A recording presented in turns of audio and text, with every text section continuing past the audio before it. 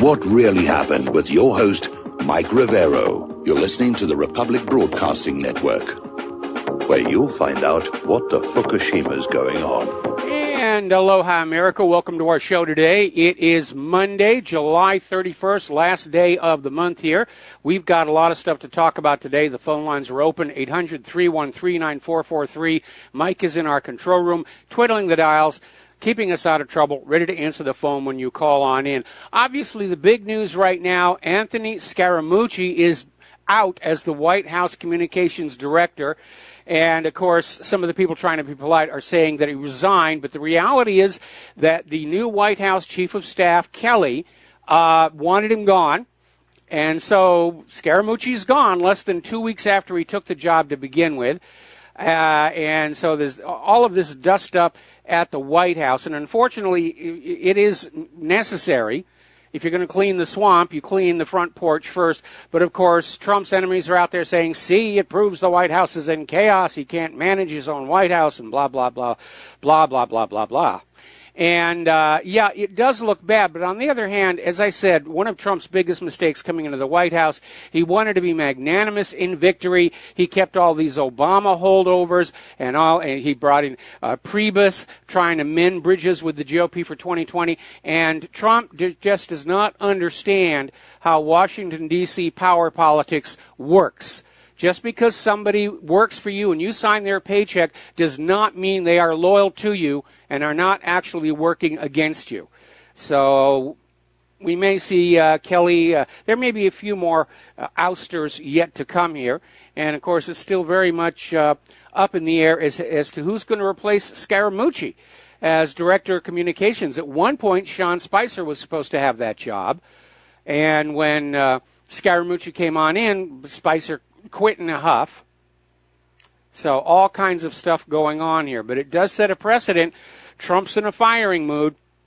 And I hope that carries over to Attorney General Jeff Sessions, who has had how many months now to move on those acknowledged Title 18 felony violations by Hillary Clinton and is still refusing to do so. Now let's get on over to Debbie Wasserman Schultz and these Pakistani IT scammers because this is erupting into what is probably going to be a bigger scandal even than Hillary's email server, although we don't know or we have not confirmed just how bad that scandal was. But even though Awan was arrested for bank fraud, there's a lot more going on here than just the bank fraud. And by the way, evidence is beginning to surface that much more fraud was going on, totaling potentially in the millions that was sent back to Pakistan and various other places as well. Now, Lieutenant Colonel Tony Schaefer, being interviewed by Laura Ingraham, who was filling in for Tucker Carlson last Thursday, said these Pakistani IT staffers were sending sensitive information to the Muslim Brotherhood.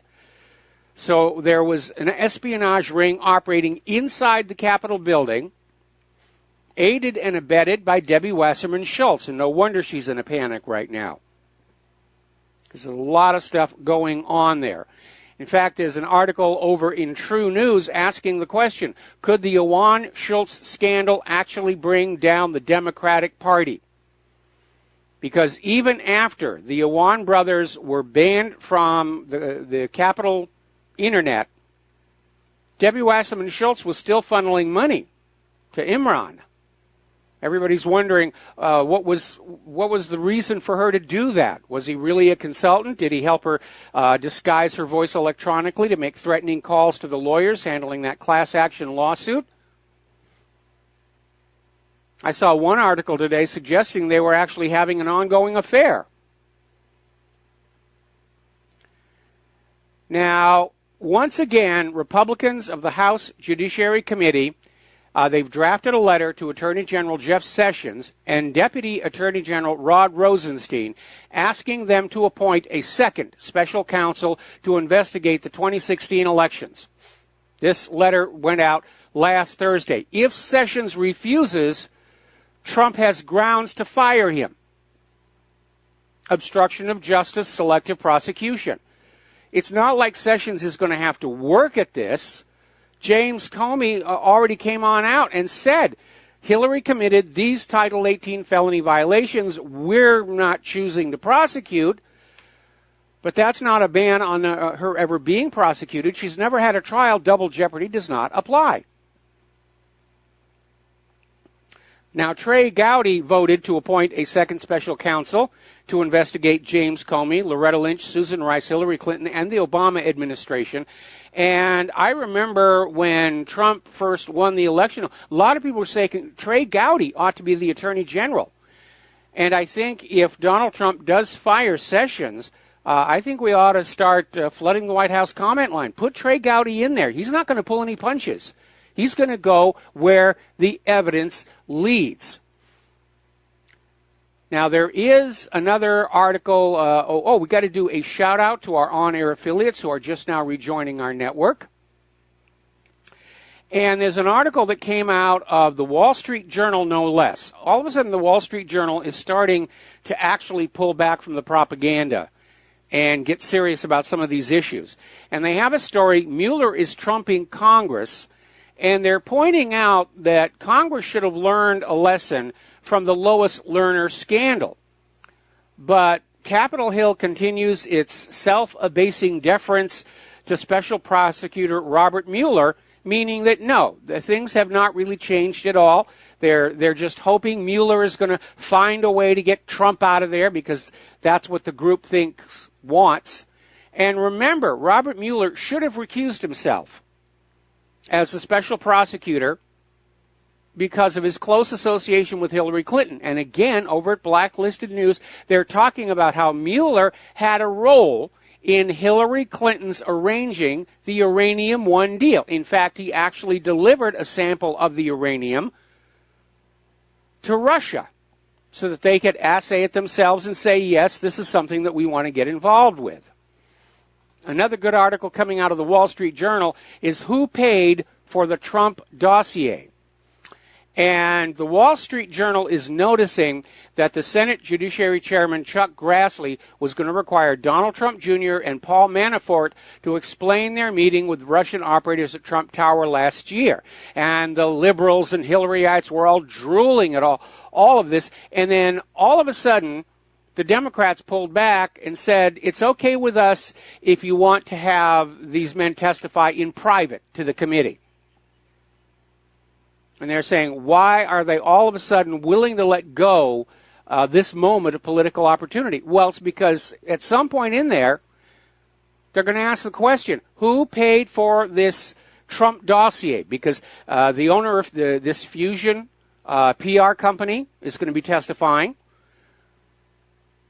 They're going to try and get the former British spy who actually wrote the thing to come on in. And they're going to say, who was signing the checks?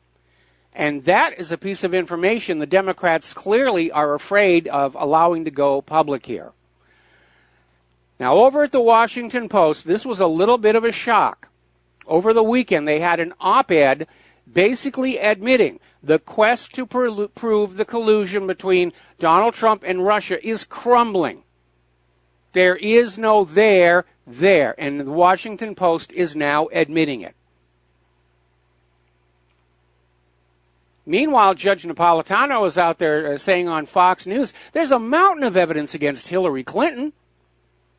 There really is huge amounts of evidence against her. And the Clinton Foundation, the Uranium One deal, helping an American company get around the Russian sanctions to buy a Russian company. Probably a lot more that we don't know. Apparently down in Arkansas, their state bar association has a different opinion. They're letting the Clintons skate on all the corruption and espionage and threats to national security. The good old boys at the Arkansas bar gave Hillary Clinton another pass, basically saying there does not appear to be a sufficient basis for a formal complaint. So the old Clinton political machine is still going strong down there in Arkansas. Now, True Pundit is reporting that it was John McCain who was leaking President Trump's classified phone calls with world leaders shortly after Trump's inauguration. And White House officials said on Friday they believe the Justice Department could prosecute McCain, despite his recent brain tumor diagnosis. Of course, he may just say that's what made him do it, medical defense, temporary insanity, but he should be prosecuted at least. Justice is supposed to be blind. We know McCain was a major leak, and he should be prosecuted if evidence is found that White House officials believe is there. McCain should not get special consideration. Neither should have Hillary. Okay, the Government Accountability Institute has done another study tallying up the number of double votes in last year's election. And they're working with limited data because a lot of the states don't want to turn this information over. But this specifically looked at the issue of people who were registered to vote in 2 different states and voted in 2 different states. And they came up with something, 50,000 such votes for Hillary for the entire country. And, of course, Hillary's defender is going to say, well, 50,000 is not really going to change anything. But that's on top of all the dead voters, the illegal immigrant voters, people who managed to have multiple registrations in the same state. But it is piling up, and it's making a prima facie case that, yes, Hillary Clinton tried to steal that election last year. She thought she had it locked. And when Trump and we, the American people, were able to overcome that election fraud, she just freaked out. She actually beat up John Podesta. And they cooked up this Russia stole the election for Donald Trump.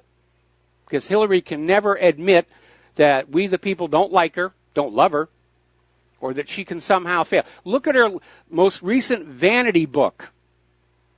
She's in there blaming everybody, sexists, the Russians, Trump. She cannot look in a mirror and say, I messed up. And that, by the way, is a hallmark of being a sociopath. Now, somebody decided to have a little contest, if you will, at the DEF CON cybersecurity conference held in Las Vegas last week.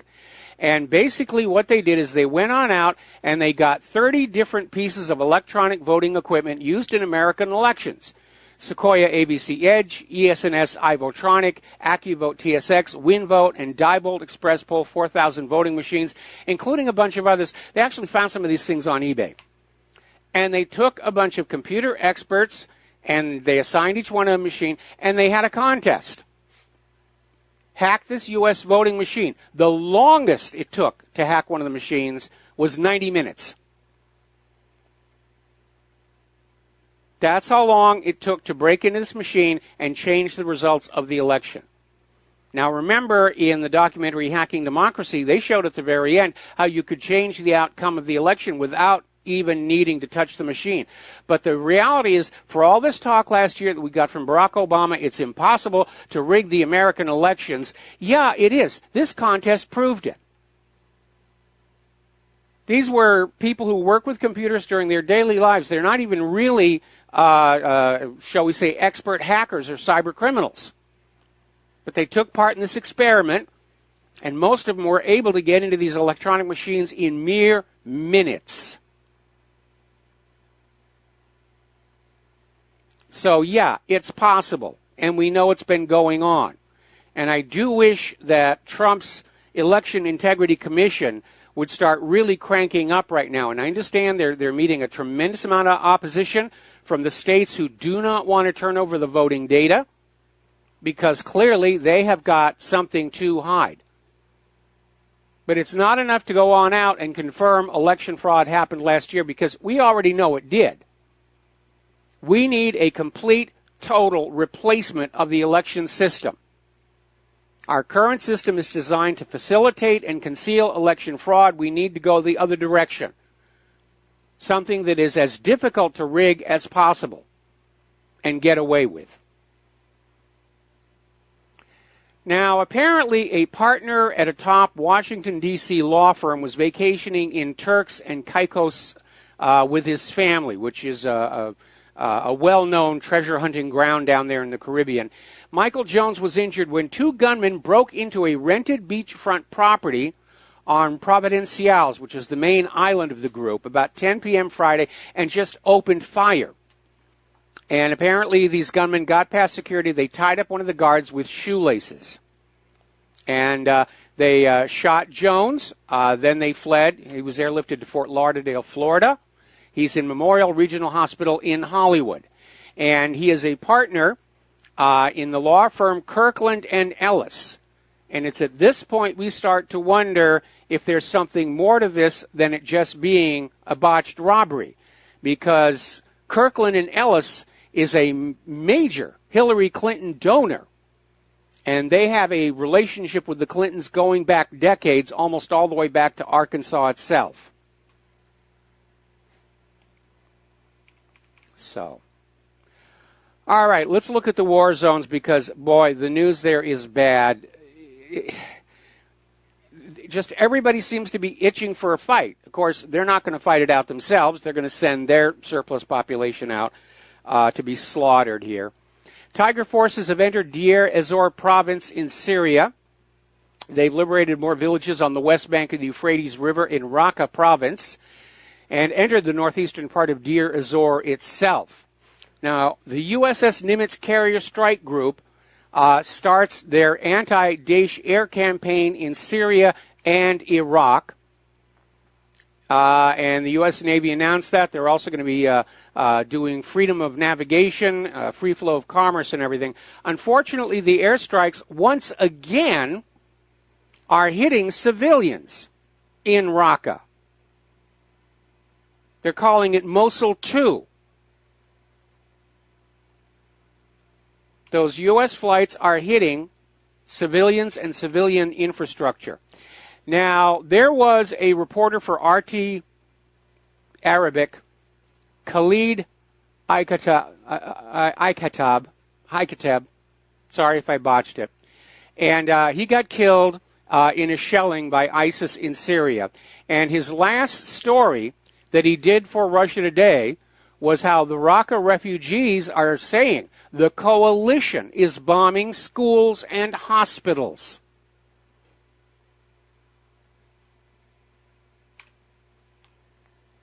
Here's another story. This is coming out of Journal Neo. Al-Qaeda mysteriously metastasizing in northwest Syria. All of a sudden in northwest Syria, there's a whole bunch more Al-Qaeda, and they've got brand new guns and all kinds of equipment and supplies. Where, oh, where are they coming from? So it looks like the U.S. has not given up on taking Syria over, even though it risks a direct military confrontation with Russia.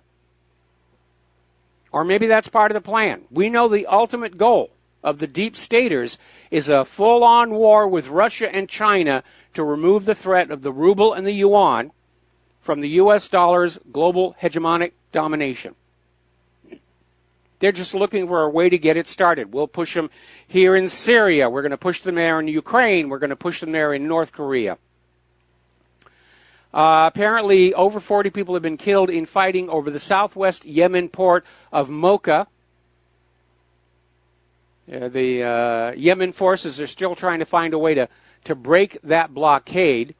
Now, a little bit of good news. Apparently, the Yemeni army was able to shoot down one of the coalition planes over Saudi Arabian soil for the first time. They're starting to project power across that border. And that's got to be making Saudi Arabia very, very nervous. And apparently, coalition aircraft had destroyed the Yemen radar station, and Yemen got it working again, and nobody knew about it. So this airplane flew into the radar zone and wasn't able to get out soon enough. We'll be right back after these words from our sponsors. And aloha, America. Welcome back to the show here. Looking around the corporate media, you'd think the firing of the White House communications director was the only thing going on in the world. They're obsessing about it. Everybody's out there, getting their 2 cents in. Huckabee Sanders, we all serve at the pleasure of the president. Yeah, that's true. That's absolutely true. And yet you have all these members of Congress who are out there screaming, don't you dare fire Robert Mueller. Don't you dare fire Sessions. There will be heck to pay. All right, getting on back to the war zones. Once again, the U.S. Navy fires warning shots at an Iranian patrol boat in the Persian Gulf. Now, the U.S. is claiming that they've got a right to go wherever they want. And, of course, the Iranians are saying, so do we. It's our waters. Each side is accusing the other of unprofessional behavior. But again, provoke, provoke, provoke. Try and get the other side to do something that can justify an attack. Analysis out of Sputnik News is saying that the situation in eastern Ukraine actually represents a form of hybrid aggression against Russia. And again, it's like they're pushing on the eastern Ukrainian republics to try and get Russia to come on in. Remember when that first started up and they were out there saying, oh, Russia's invaded, Russia's invaded. And they had the usual out of focus, blurry picture of objects on the ground. Oh, take it from us, those are Russian tanks. And by the way, I'm still very concerned about those old junked tanks that Ukraine bought.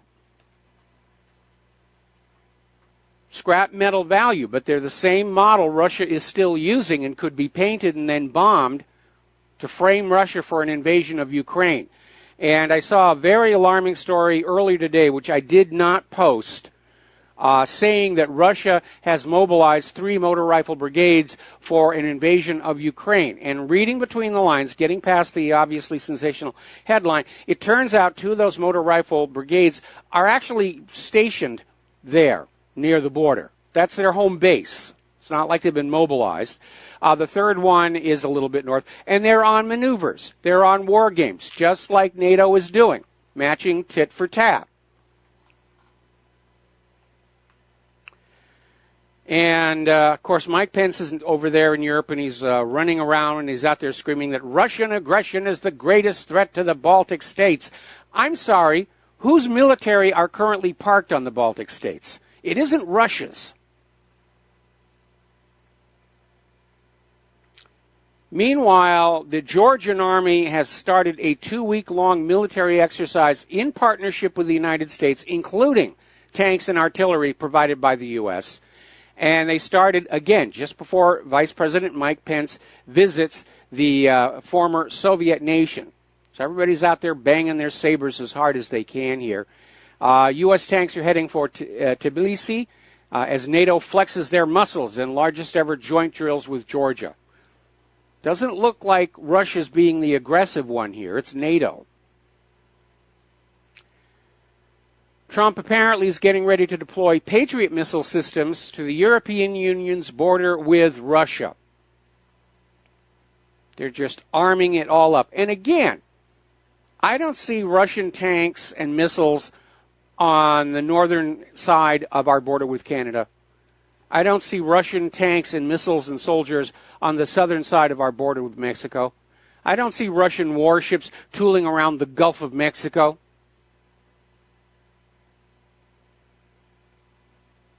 It's very easy to see who is the aggressor here and how hard they're catapulting the propaganda forward that we're the good guys and they're the bad guys. Meanwhile, Pence is out there when he was going through Estonia, attacking Russia's unacceptable activities and North Korea's most recent missile test.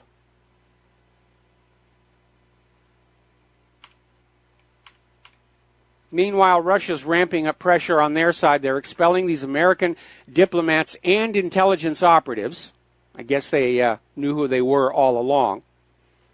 And they've confiscated 2 American diplomatic facilities as well. Kind of match for what Obama did. We'll be back after these commercials. And aloha, America. Welcome back to the show. And as you know, Congress has passed the bill for new sanctions for Russia, Iran, and North Korea. It won on an overwhelming majority, potentially veto-proof. And so as of right now, it is likely that President Trump will go ahead and sign it. And this is causing all kinds of problems, not just in Russia, but all around the world. Berlin is openly calling for retaliation against what they are claiming are clearly illegal U.S. sanctions on Russia.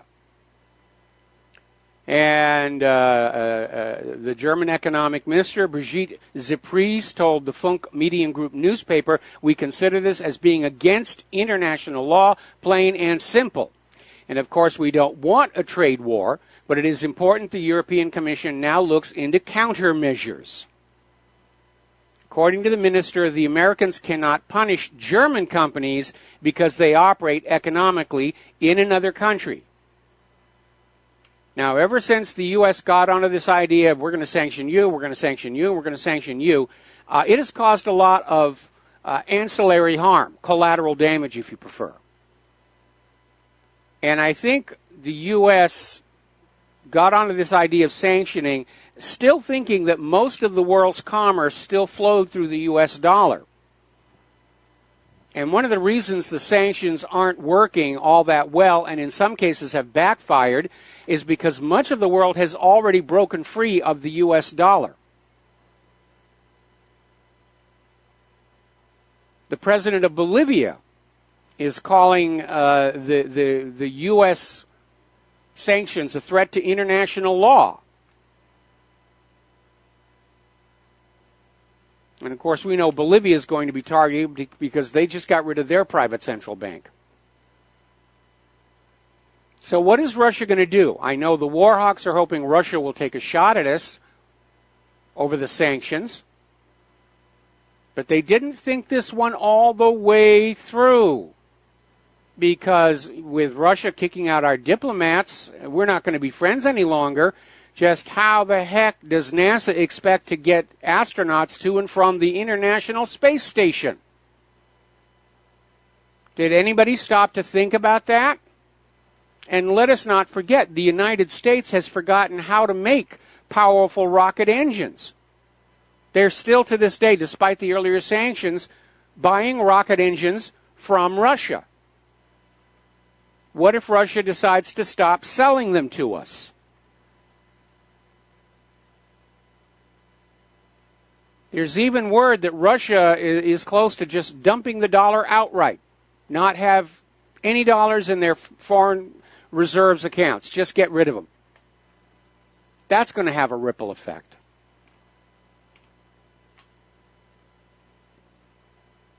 Now, two major U.S. news organizations citing the usual anonymous officials are claiming Russian hackers have broken into the computer networks of over a dozen U.S. power facilities, including nuclear plants. And, of course, this supports the anti-Russia hawks.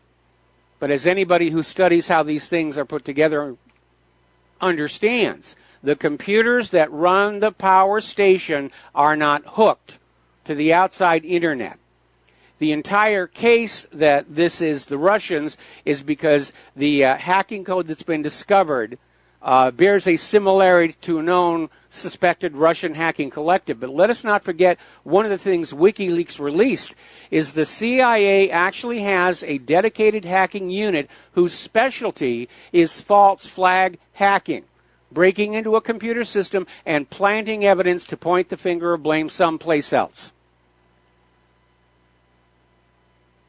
In light of this CIA capability, it is impossible to know who hacked your system, let alone have any assurance, oh, it had to be Russia.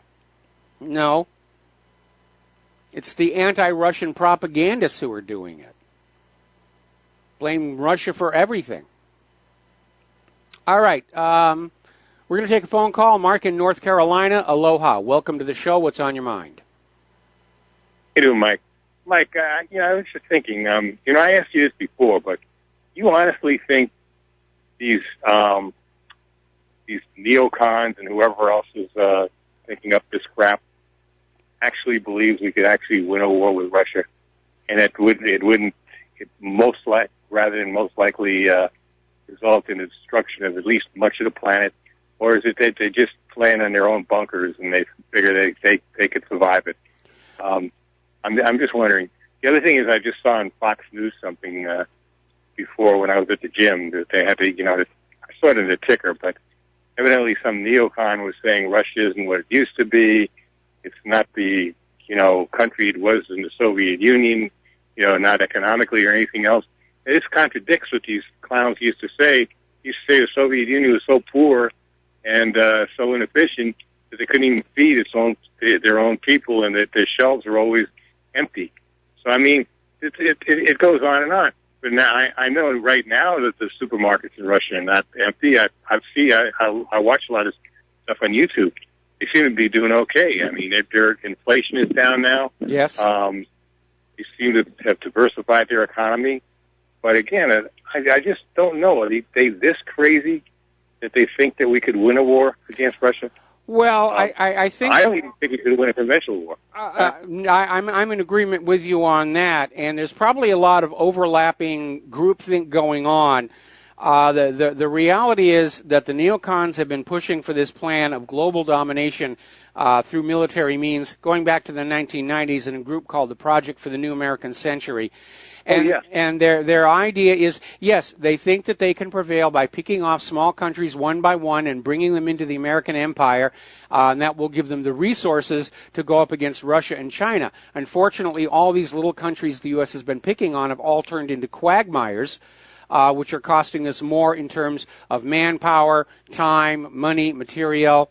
But they've gone too far to turn around. If you look back at history, every time the United States government gets itself into a huge economic mess, they get into a world war to try and sort it all out, or at least have something to blame it all on. Crash of 1907, World War I. Crash of 1929, World War II. Crash of 2008, and we're on the brink right now, if not already into World War III. And the idea is they're buoyed along by this idea that the United States has never lost a war, which is not entirely accurate. We certainly didn't win in Vietnam. We didn't win against North Korea. That's still technically an ongoing war. And contrary to the films and TV shows that you watch, the United States did not win World War I and World War II all by themselves. In fact, in both cases, the U.S. waited until they saw which way it was going to go, and they hopped in on the winning side. Actually, talking about World War II, Russia was the main factor in defeating the Germans, not the United States, not Britain. Absolutely. The United States, though, was the main factor in defeating the Japanese, though, that I'll say.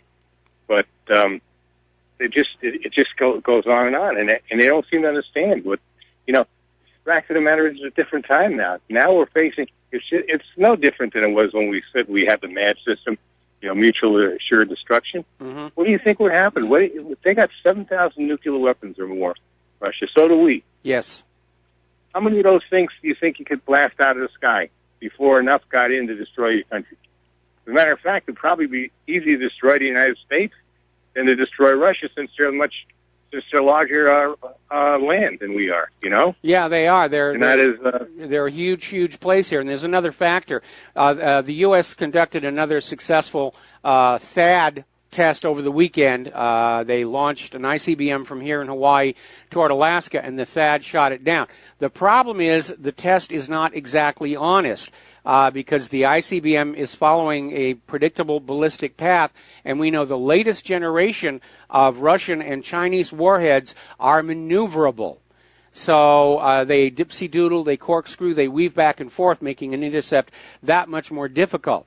Now, the THAAD system is intended to intercept warheads when they're on their way in. That's why it's called the Terminal High-Altitude Area Defense System. Terminal being the third phase of a missile attack. The first is the boost phase, then there's the coast phase, then there's the terminal phase where it's coming in and hitting its target. And if it's spinning corkscrews in the skies, it's going to be hard to hit. One of the reasons Israel has not had any success with the Iron Dome against these rockets from Gaza is the rockets from Gaza are so poorly made, they don't fly straight. And because they're not flying straight, Iron Dome can't get a lock on them and blow them out of the air. The Israelis are using something like 10 Iron Dome rockets to get just one Gaza bottle rocket. And, of course, Israel doesn't have to worry about that because you, the taxpayers, are paying for those Iron Dome missiles. But again, U.S. military testing is set up to make the weapon look good, to make it look unbeatable. But we know how well the Patriots did in actual usage when they deployed them during the first Iraq War, and they deployed them to protect Israel, and they're saying it's a 90% success rate.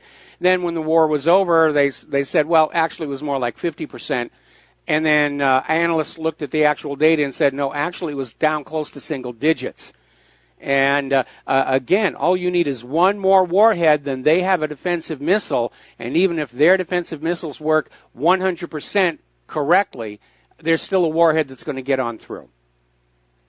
Yeah, I wonder if Putin might not even do something bold and start putting warheads in places like Bolivia, Brazil, because Brazil is part of the BRICS, maybe even in Venezuela, because we're making noise now about going into Venezuela, and even Cuba again.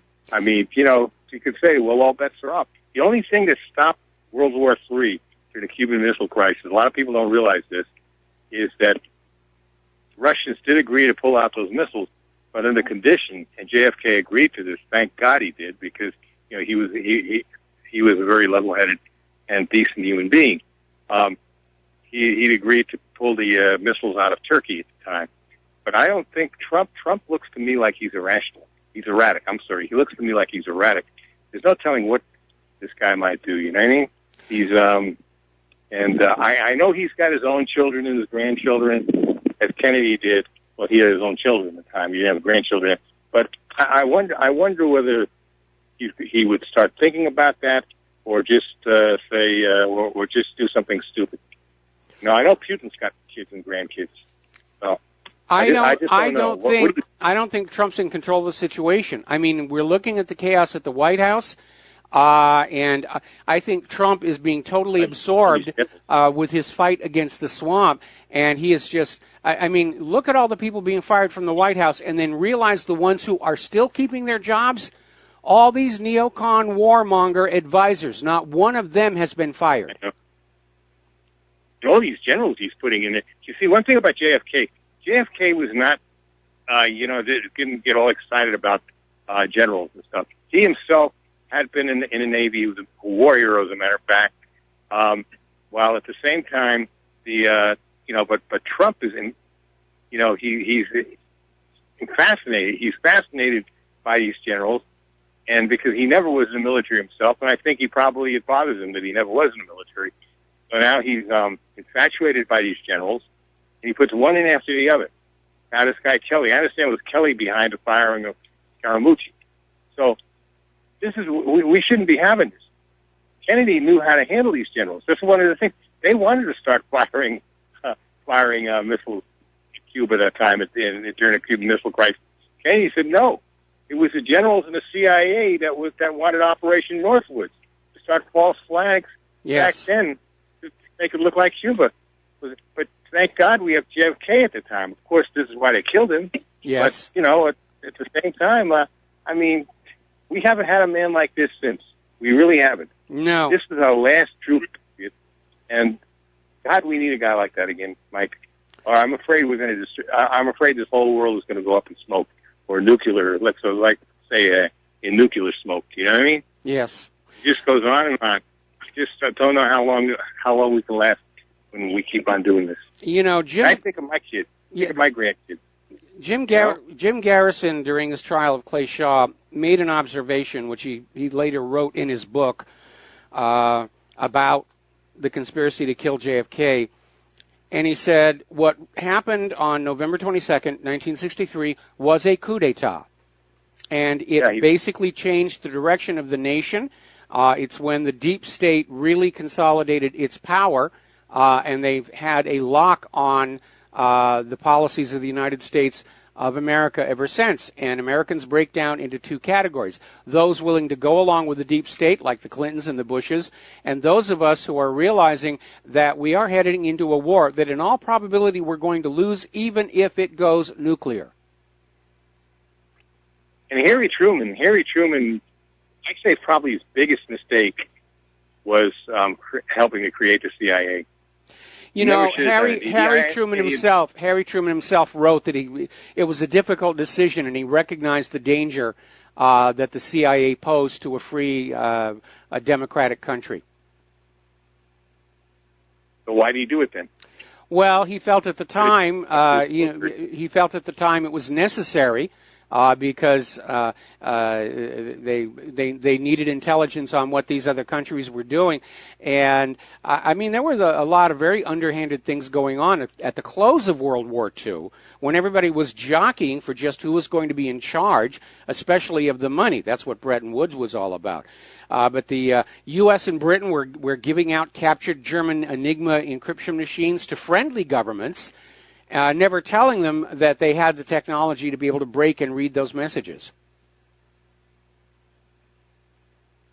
But, you know, he had military. As a matter of fact, the OSS, they were under the military. Now, at least with the military, there's a chain of command, and they're under better control when you have intelligence under the military than when you have a bunch of political hacks like you have in the CIA that are all over the place and are bought and paid for by a lot of corporations. They have certain out-of-the-country loyalties, globalist loyalties. Exactly. And, ties to the drug trade. And I find it amazing that we call it the Central Intelligence Agency when it is one of just 17 intelligence agencies operating inside the United States of America. If it was central, we would need only one. Thank you for the call, Mark. We're going to let you go here. We've got to take a break for commercials. Aloha, America. Welcome back to the show here. And getting on back to that question, if we're supposed to have a central intelligence agency, why do we have a total of 17 different intelligence agencies that are basically constantly in a faction fight with each other? There's got to be a huge amount of duplication of effort at taxpayer expense, and we know that because WikiLeaks has confirmed that the CIA was developing cyber tools in parallel with the NSA. Maybe the reason they've broken this all up into 17 different intelligence agencies is so the American people don't understand the vast total amount of money the government spends to spy on you. Now, getting on back to the war zones and this idea that our leaders seem to do things without really thinking them out. Central Command, CENTCOM, is expressing concern about this imposition of a long-term blockade on Qatar, mostly because of the U.S. Ability to carry out operations out of Al Udeid Air Base is limited, or could be even curtailed. And Al Udeid is the forward operating headquarters for Central Command. It hosts 10,000 U.S. troops, and it's basically the location from which the United States' constant wars across the Middle East are being conducted. Now, they're saying so far they haven't been impacted by the blockade, but they don't think the situation can be maintained. Sooner or later, the government of Qatar is going to work to cut them off and isolate them. Now, getting on over into Asia, as you know, a couple of days ago, President Trump tweeted out he was very disappointed in China following Pyongyang's latest missile test, saying we will no longer allow this to continue. And Beijing came on back saying this is making us angry and frustrated because it's not really our problem. We didn't create this mess.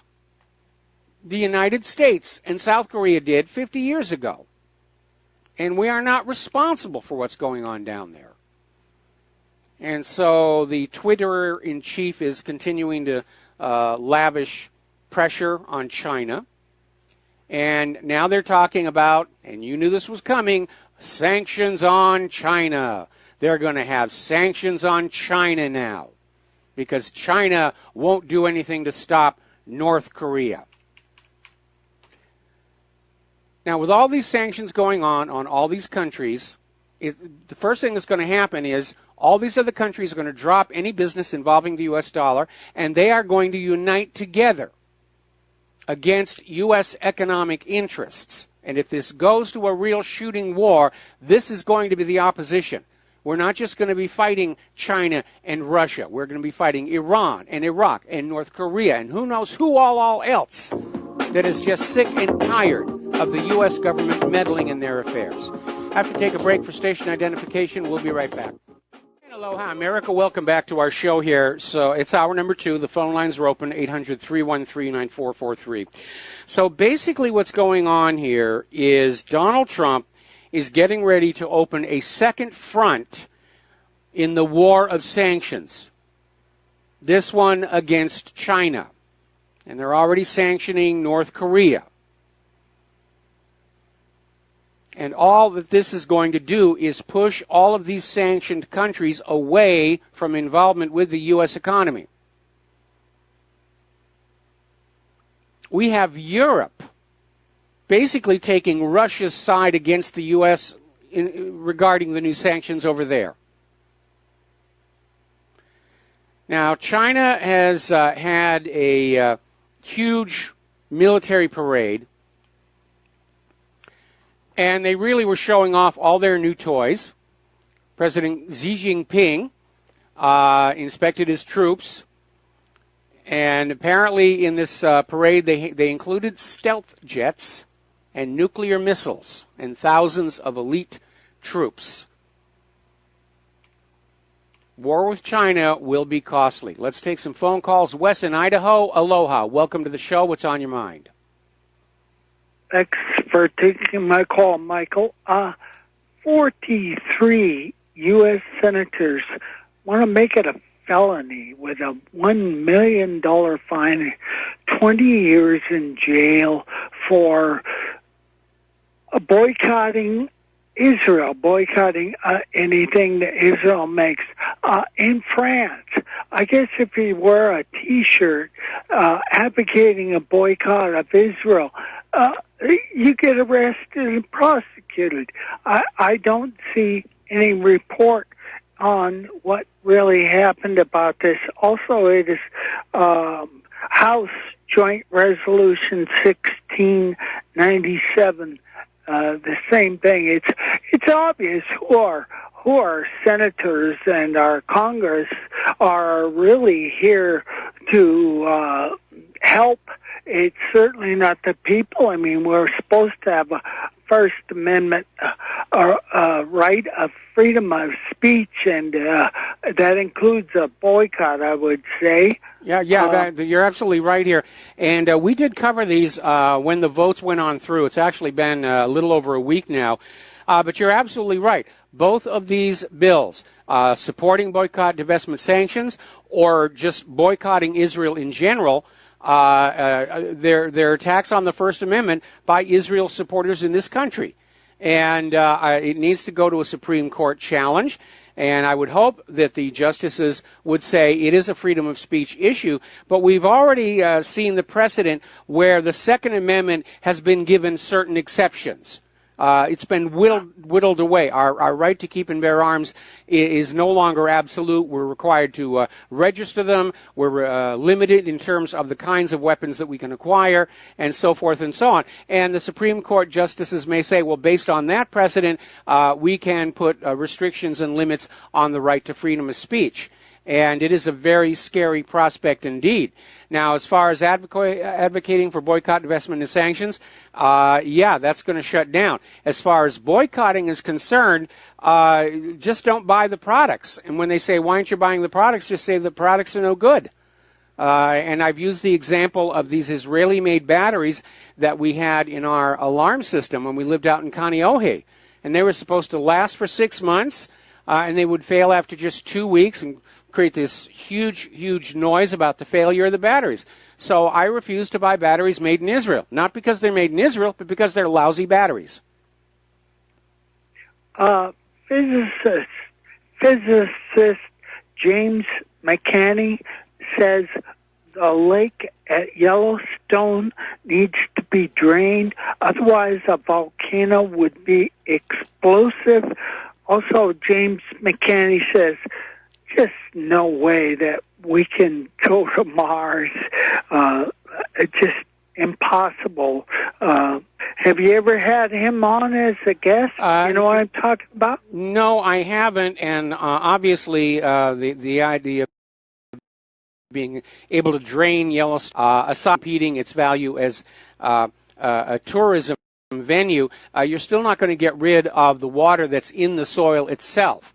And I understand his concern is that in the event of a Yellowstone eruption, that water will flash into steam and make the explosion that much more energetic. But that applies to the water that's within the soil, within the trees, and everything else. As far as going to Mars, yeah, I think it's viable. I mean, we've already unmanned hardware. I think it's only a matter of time before we have a manned mission. And I would hope that the technology developed to solve those problems is going to spawn new products and new industries to help bring manufacturing back here. Have you ever had James McCanney on? You know what I'm talking about? No, yeah, I know who you're talking about, and no, I have not, and I have no immediate plans to. All right, well, Wes, we're going to let you go here. Thank you for the phone call. We're going to do a shout-out to our on-air affiliates rejoining our network, and we're going to switch over to Terry in Oregon. Aloha, welcome to the show. What's on your mind? Oh, Mike, can you hear me? I hear you just fine. Okay, Mike, Wes had a good point about the BDS.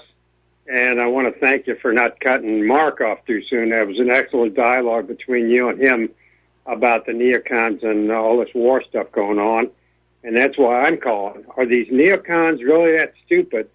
The same concern that Mark had, that they think they can survive a nuclear war. And what's the world going to out of the ground after 20 years or however long it is? Are they going to be able to function on an Earth that's been scorched?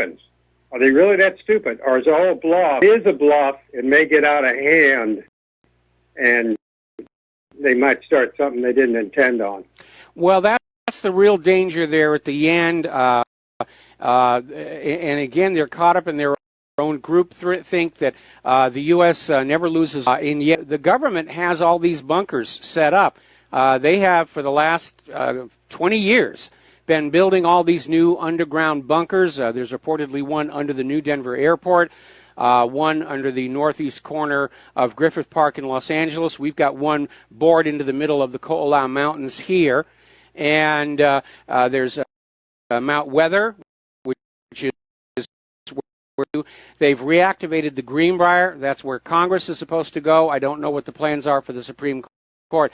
But yeah, they've got all their bunkers set on up in case the worst case scenario happens.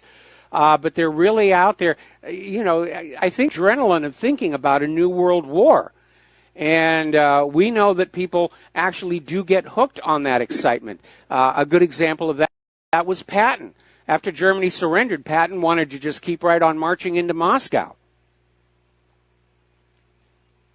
Yeah, but how can they be so stupid? They got to go underground for 20 years, and nobody wants to do that. I don't think they're thinking they're going to have to do that. They're probably reassured of the facilities there. What certainly wouldn't be 20 years. Most of the fission byproducts from a nuclear attack fade out after just a few months. I mean, look at Hiroshima and Nagasaki today, and how quickly they were reoccupied and rebuilt following that nuclear attack. Okay. All right, well, I guess that's what they're thinking about. They probably also think that we got these iron domes like you were talking about with Israel. Yes. Around Washington, D.C. and these other places as well. And they might think that, hey, that's going to protect us too. I'm sure they're absolutely convinced of that.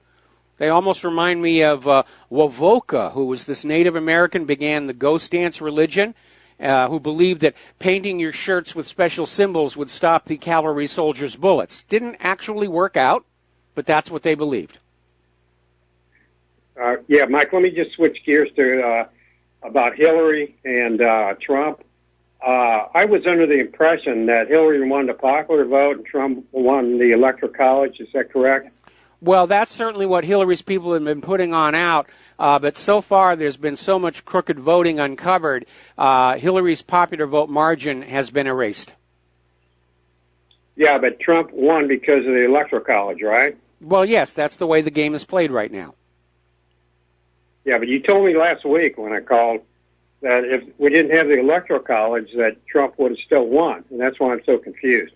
Straighten me out, please. Well, because of all the election fraud that has been uncovered, he won the popular vote. You have to discard all of those votes for Hillary Clinton that came from people who voted twice, people who were not legally entitled to vote, like the illegal immigrants. They apparently voted in the millions. All the dead people who were voting for her, they found people in the elections registry down in Florida whose age is over 100 years, and they have a deep suspicion these people don't actually exist anymore. Okay, that's correct. Also, but your premise was you were against the Electoral College, and that's the only thing I had a question about. Everything else I pretty much agree with you with. Electoral College is what kind of saved us, in the Midwest and all these other places that, don't have this radical thought like they do on both coasts and the inner cities. Well, again, I understand that a lot of people think that that's what the Electoral College is supposed to do until you realize that the states with higher populations get more electors, and the states with lower populations get fewer electors. Going on back and reading some of the earliest writings by the framers of the Constitution, the Electoral College was actually created as a safety device so that if necessary, a populist president who was dangerous to the country could be replaced at the last second.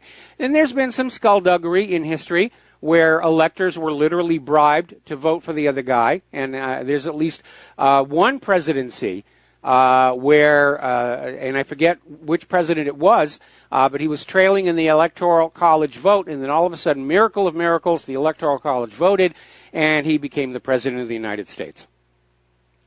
Mm-hmm. Okay, Mike, I appreciate that. Thanks a lot. Keep up the good work, and we'll talk to you later. All right, thank you very much here, and we're going to switch over to Jim in Missouri. Aloha. Welcome to the show. What's on your mind? Hey, Mike. How you doing? Doing fine. Hey, on this second special counsel deal, I'm telling you, the person we need in there is Dr. Edwin Vieira. He's an outsider. Mm-hmm. He's a constitutional attorney, and he has no fear. Anybody out there got any contact to the Trump administration? That's who Trump needs in that spot. Okay, well, right now it's up to Jeff Sessions whether or not to appoint a special counsel, and so all eyes are on the Attorney General. And if Sessions says we don't need a special counsel to investigate Hillary, at that point Sessions needs to be fired. Yep. Trump's got to lay down the law on this stuff right now.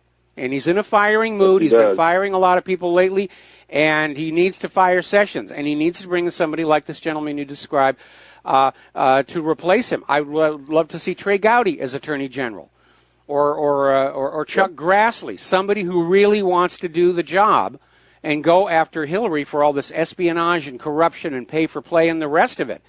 And I think Donald Trump is hopefully beginning to realize that the entire city inside the Beltway of Washington, D.C., they're all interconnected and they're all corrupted. And you're right, he does need to start bringing in people from outside who can do the job, but who do not have these compromising connections. Absolutely. That's all I had for you, Mike. All right, thanks an awful lot. We're going to switch over to Alex in Florida. Aloha, Alex. Welcome to the show. What's on your mind? Mike, was it a setup to even hire Kelly? I think Scaramucci seemed to be the right guy. I don't know what Trump's doing. He shouldn't let this general fire Scaramucci. I think he should fire Kelly right now. Well, he just got rid of Priebus, and that was a good move because Priebus was openly trying to sabotage the Trump administration. Priebus was one of the big leakers inside the White House, and the only reason Priebus got the job as White House Chief of Staff was Trump was trying to mend fences with the GOP for 2020. But Priebus turned out to just be a snake in the midst, acting like a snake. And Priebus had to go, and he got Kelly to come on in, and I'm sure Kelly got some understandings with Trump saying that, Kelly gets to shape the White House staff because that is the job of the White House Chief of Staff, is to be in control of the White House staff so that the president is free to deal with policy issues. And so Kelly's doing his job, and Scaramucci is out, and it did ruffle a lot of feathers when Scaramucci came on in. I'd like him to see to bring back Sean Spicer. I thought he did a great job. Yeah. So you think that Scaramucci wasn't the right guy for the job? Well, obviously, Kelly thought he was the wrong guy for the job, and Kelly's basically doing what new CEOs tend to do when they come into an enterprise. They'll find one or two people to fire just to wake everybody else up that there's a new boss here, and you'd better toe the line. Well, since you put it that way, maybe Trump hired Scaramucci just to make a point because he knew he was going to hire Kelly. You think that could very well be? It could very well be. I mean, everybody's just amazed. Scaramucci was only there for 10 days. Now, the official story is that apparently Scaramucci went on this profanity-laced rant against the corporate media, and Trump felt that that was highly inappropriate. Yeah. Now, on the special counsel deal, didn't they, isn't there a timeline, like 60 days to come up with a special counsel? No, there's no time delay. It's basically the request has to be made. But if Sessions does not make any moves to appoint a special counsel, then at that point he should be fired.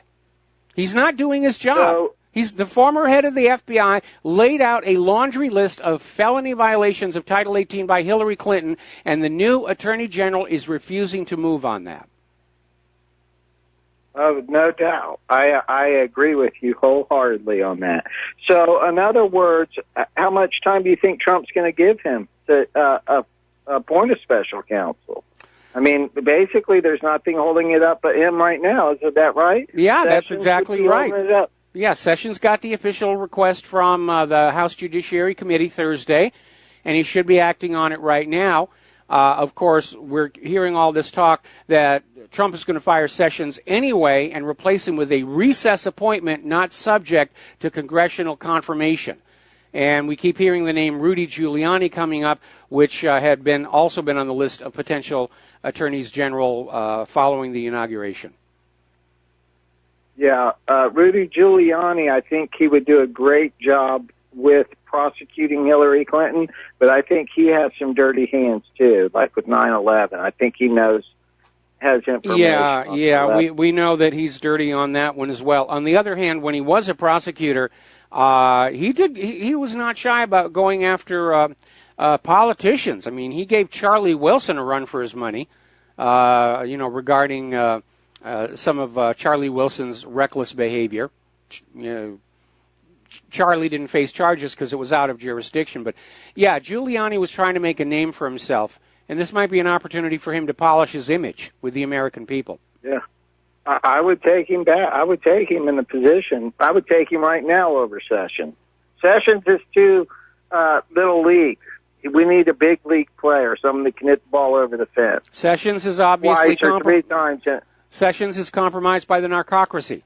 That's why he hasn't moved on Hillary, because when Hillary gets prosecuted, that whole stinking mess all the way back to Arkansas and the CIA's gun and drug running, it's all going to unzip open and everybody's going to get to see it hanging out there. That's right. And I wanted to remind everyone that when, when Debbie Wasserman Schultz was let go from the DNC, that same day, the Clinton Foundation hired her. Remember that? Yes. So technically, I mean, she's probably not an employee there anymore, even though she probably is, but maybe not on paper. But I just can't believe where we're at. It's just, I don't know. It seems like we can't even take one step forward. What do you think? Do you think do you think Trump may get rid of Sessions or what? I think he should at this point. We've given Sessions, a comfortable amount of time to get into his new office, and he's not doing his job. He is not prosecuting Hillary Clinton for those felony Title 18 violations. And we don't need an explanation. We just need him out. Alex, we're going to let you go. Got to take a break for commercials. Good luck. And aloha, America. Welcome back to our show. We're going to take a phone call from Tom in Florida. Aloha, Tom. Welcome to the show. What's on your mind? Yeah, good day, Michael. Michael, I want to ask you, should they rename Chicago Chirac? Chirac. I mean, what's going? I saw the news just now. They just had their over 402 murders, I believe it is. They had 27 shootings over the weekend in Chicago, Michael. But one thing I didn't look at, and they were talking about, a lot of these people that are getting shot in the arms or legs. It's like a gang initiation or something. So I'm wondering what's going on with that insanity over here in Chicago and that Ram Emanuel, that idiot. I mean, and then you got the Podesta idiot. I mean, it's unbelievable what these Democrats have done to these cities in the United States, Michael. It's unbelievable. Yeah, it's very obvious. If you look at the worst-run cities, the most violent cities, they're all in the hands of the Democrats. The Democrats are controlling Hawaii, and we've got a huge homeless problem. We've got this light rail program that is way over budget, way behind schedule. Now apparently they're discovering there may have actually been embezzlement of some of the money involved. And it's amazing. The liberals keep pointing to Chicago as the model for gun laws for the rest of the country, because it's almost impossible for a law-abiding citizen in Chicago to own a gun, and that's why the criminals basically own the streets. And there's a huge amount of drugs pouring in there, a lot of refugees and illegal immigrants, a lot of turf wars going on. And ordinary law-abiding citizens, they're just standing there waiting to be turned into collateral damage.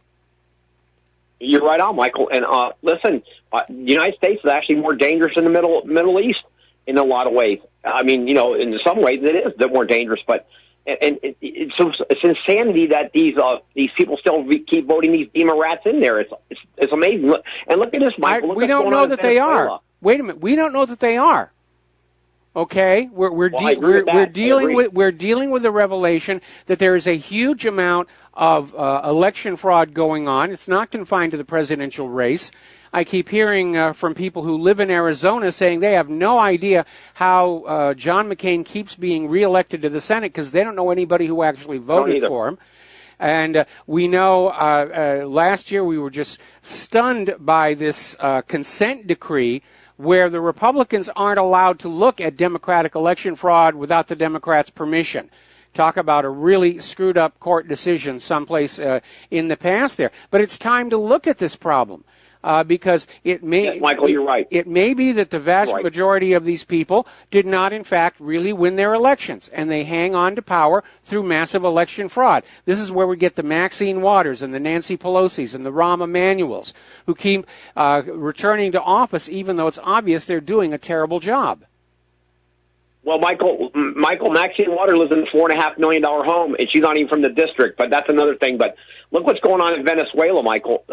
In South Florida here, there's hundreds of thousands of Venezuelans live here in Doral, and they're all against this Maduro. But this guy won the election last night in Venezuela. It's insanity what's going on. And this guy's a full-blown communist. He's another Castro. Let's not kid ourselves. Look at Castro brothers. They're criminal thug empire. I mean, what they've done to that whole beautiful island. It's just amazing to me. And one more thing, Michael. Hold it. Before you move on, let's back up here a little bit and give me a chance to respond. Yes, Maduro is a socialist, so was Hugo Chavez. These are people who think the wealth of the nation ought to be spent on the people of the nation. And that, of course, is an idea that our bankers and politicians absolutely oppose. They want the wealth of the nation spent on themselves and their cronies.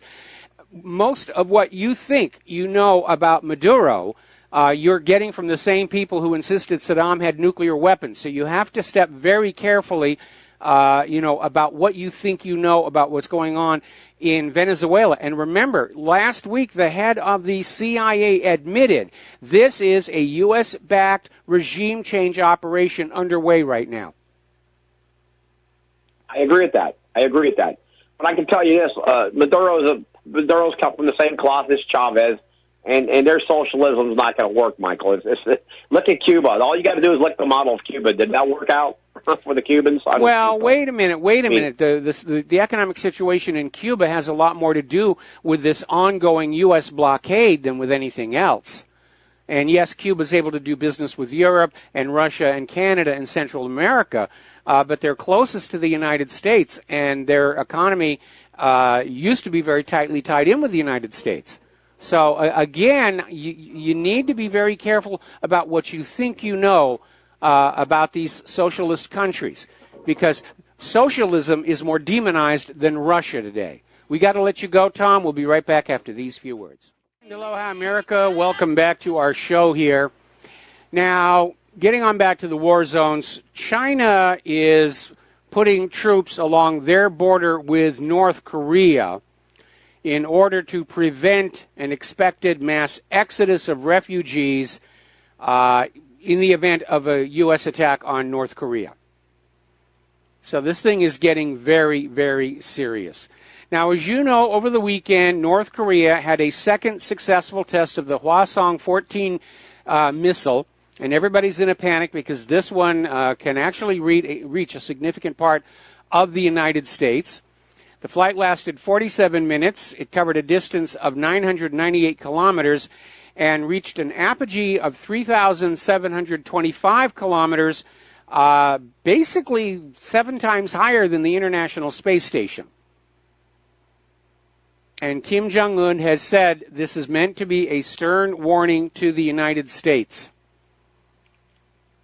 So the United States is out there screaming bloody murder about this. Nikki Haley is saying we don't need an emergency session of the UN Security Council. The time for talk is over. Which is telegraphing, oh goody, we get to have an attack. We get to attack North Korea.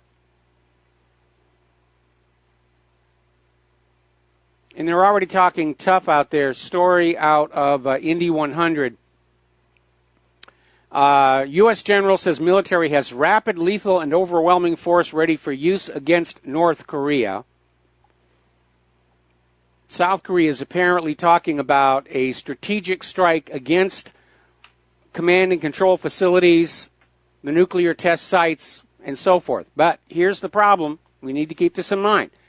Kim Jong-un knows what's going on, and by now I would say that any usable nuclear weapons they have developed, and it may not be very many, but they have been relocated and dispersed. Anybody going on in there with a strategic decapitation strike against the weapons can't promise they'll get them all, at which point North Korea's got nothing to lose by retaliation. Now, Donald Trump is out there. The tweeter-in-chief is out there once again saying it's previous administrations are at fault for the North Korea issue. And he's right about that. Bush was pushing on them. Obama was pushing on them. But he's out there saying, we'll handle North Korea. So the U.S. is ready to move additional THAAD systems to South Korea as quickly as possible. They're just setting up these rocket interceptors all over the place. Now, not everybody is on board with all of this. Russia is rejecting U.S. criticism over North Korea's ICBM test. Meanwhile, once again, to show their ire, U.S. flew 2 of their supersonic bombers over South Korea as a show of force in response for the missile test. Now, we are hearing from the Defense Ministry that North Korea is likely to conduct a 6th nuclear test, more powerful than anything they've built before, and it will be in combination with yet another missile test, this one from a submarine. So they're really starting to push on this whole situation. And Kim Jong-un, I don't think he really understands what the U.S. game plan is to get a war going in North Korea, or he is politically trapped by all of his supporters and backers who are out there saying you can't lose any face. You have to stand up to the U.S. And as a matter of fact, in that part of the world, Kim Jong-un's reputation has been improved by his standing up to the American imperialists. Surprisingly, Jill Stein, the Green Party candidate from last year, the one who was out there calling for the recount, she was on MSNBC, and she came on up and said this demonization of North Korea is just the run-up to another regime change. And host Alex Witt was saying it's the North Koreans who have added the provocation. And Stein said, remember where that came from. Long before they began their missile tests, the U.S. was conducting nuclear bombing runs over North Korea. We actually had nuclear weapons until the end of the Cold War stationed in South Korea. Jill Stein is saying the actions taken by North Korea are a defensive reaction to fears of U.S. aggression. And I hate to say it, but I'm absolutely in agreement with her. There are a lot of people, maybe Jill Stein's one of them, there are a lot of people who see that this isn't just an academic exercise anymore. It isn't just political rhetoric. We're actually hovering at the edge of a real war where millions are going to die. Now, there's another point of view out there, and Russia's deputy foreign minister, Sergei Ryabkov, is saying there is no nuclear threat from North Korea. It's being exaggerated. Yes, they're testing nuclear weapons underground, but that's a long way away from being able to miniaturize one to the point where it can be carried on their rockets. And if you look at the development of nuclear weapons by the United States, which began with Fat Man and Little Boy, those had to be deployed by aircraft, and it was a very long time before they could get the nuclear warheads small enough to be carried on ballistic missiles or cruise missiles. And Russia's deputy foreign minister is saying they're years away from a deliverable nuclear weapon. All right, we're going to take a phone call. Rick in Arizona, aloha. Welcome to the show. What's on your mind? Yeah, okay, real quick on that last comment. That's what I've been saying for a long time. North Korea doesn't have this kind of ability. As far as Castro goes, it's really amazing how the media can blind common sense. To me, Castro was put in there by the CIA to run out the Meyer Lansky mafia money laundering crowd 90 miles off the coast of Florida. They could not, the IRS could not have Lansky in operation. CIA was on the other side. You don't think so? The CIA was on the side of Batista. That's what they tell the American people, Mike. Well, I don't care. I don't care what they're telling the American people. The CIA was on the side of Batista. They'd helped Batista steal the election in Cuba, first of all, so that the CIA could have Cuba as the center of intelligence operations for the Caribbean and Central America. Second, to guarantee sugar to the Pepsi-Cola company at below market rates, agricultural produce to United Fruit at below market rates, and they were big supporters of Richard Nixon. And no, absolutely, the CIA was on the other side. Who was it who led the invasion at the Bay of Pigs to try to get Castro out? Look at Mike. Okay, we'll give you all that, Mike, but let me tell you what happens. If you have a blockade against Cuba because Castro is the bad guy, the tobacco farmers don't got to worry about being run out of business, or the sugar farmers. This was a very clandestine operation to make the American people think that Castro was a communist and we have to stop trade with him because otherwise it'll piss off all the farmers in America. I'm telling you, we could have smashed Castro with the UNLV football team. So for him to sit there for 75 years, there's more of a reason behind the curtain why he was there. In my opinion, yeah, the number one reason because keep the bankers hang on, because following the Bay of Pigs and the Cuban Missile Crisis, the deal Kennedy made with Khrushchev was the United States would not interfere in Cuba anymore. Because Khrushchev said, the next time you go on into Cuba, it will be a nuclear war. That's why the U.S. left Cuba alone all this time. And you're probably absolutely right about locking away Cuba's sugar and tobacco as a protectionist measure for American companies. But again, the CIA thought that Castro was going to be a pushover at the Bay of Pigs, and he wasn't. He had the Cuban people very much on his side. We spent 10 years shipping equipment over to Vietnam to bomb up 5 feet tall people. I'm just saying that they couldn't have Lansky and his crowd survive in Cuba because it would just turn into a money laundering operation, a sovereign country, right off the coast of Florida, counterfeiting, hiding money, tax, all sorts of income tax shelters. I'm saying is what we think what happened with Castro is not what was really going on, and that's all I have for today. Thank you. All right, Rick. Well, we're going to let you go. And again, the idea that the CIA was behind Castro doesn't match with Operation Mongoose, which was the CIA was going to do a second invasion of Cuba, even at the risk of a nuclear war, and Kennedy had to shut that down. And that was one of the things that angered the CIA into taking part in Kennedy's assassination. Most people don't know this because it's not taught in the history books, but following Batista's bug out and Castro's taking over Cuba, he made diplomatic overtures to the United States government and said, I want to be friends. I want to engage in trade. And the U.S. came on back and said, well, are you willing to continue the selling of Cuba's agricultural produce at below market rates? And Castro said, no, that's what's impoverishing the Cuban people. You know, if you want to buy our sugar and our bananas and everything, you're going to have to pay the fair market rates. And that made him an enemy of these large American corporations that were used to getting these special deals from regime-changed countries around the world. And yes, Castro did kick out organized crime from Cuba because he saw how it was having this bad effect on the overall country. And so, yes, they kicked all the mafia out of there. The mafia wanted to turn Havana into another Las Vegas that was going to be a little bit easier to reach by people, especially in the southeast of the United States. This being before jet travel, where taking a propeller plane could still take 1 or 2 days for people on the East Coast to get to Las Vegas. So they wanted a tropical Las Vegas, and they built these huge casinos, and it was a wide open city. They had the donkey shows and all the rest of it. But the U.S. basically told Castro, no, we are not going to be your friends unless you continue all these special deals.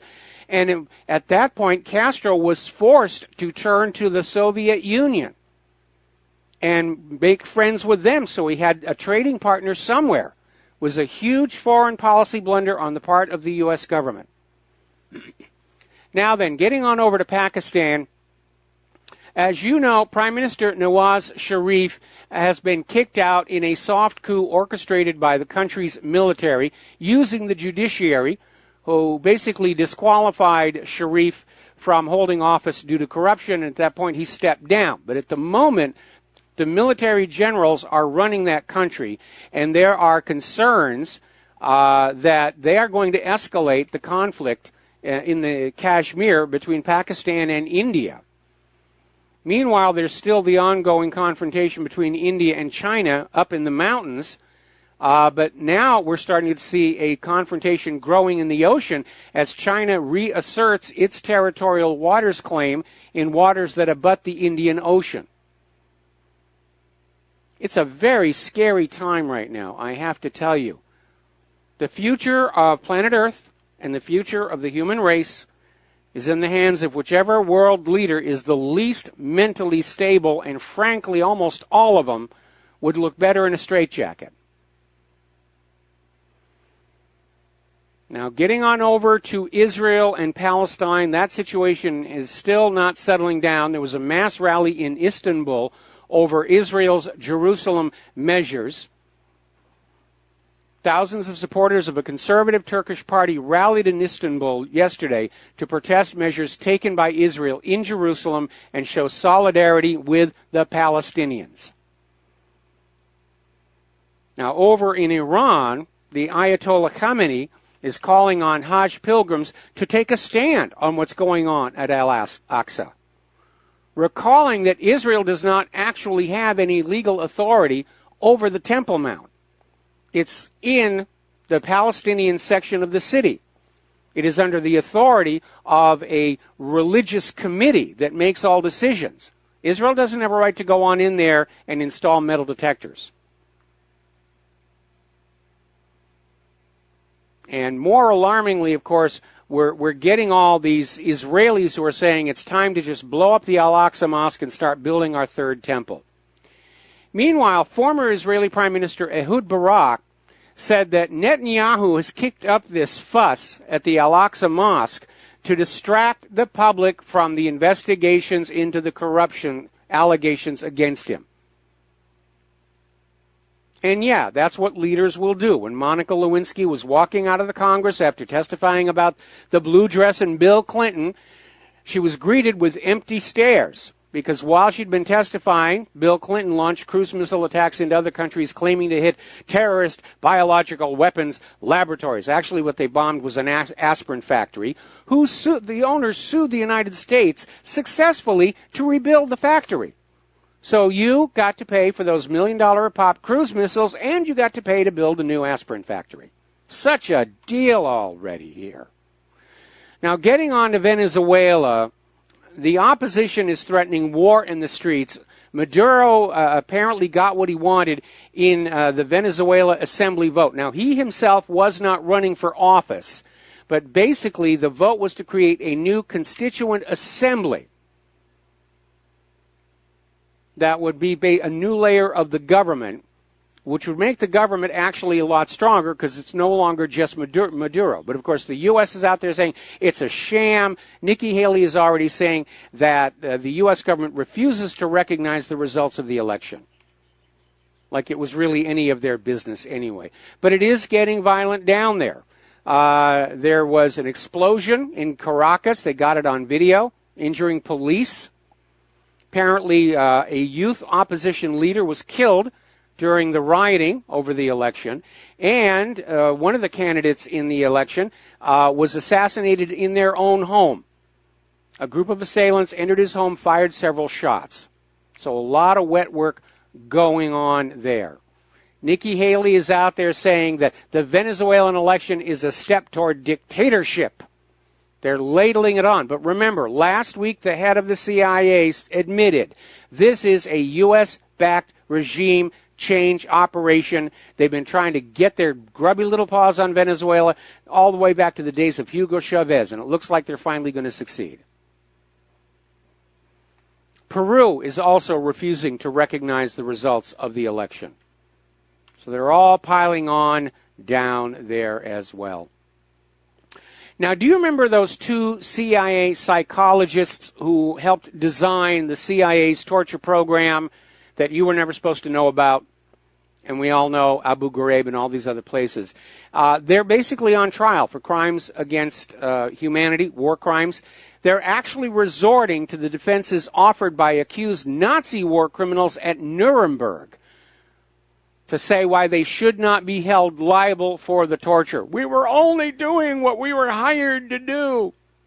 Boy, when you got to resort to the Nazi excuses, you have hit a new low. We'll be right back.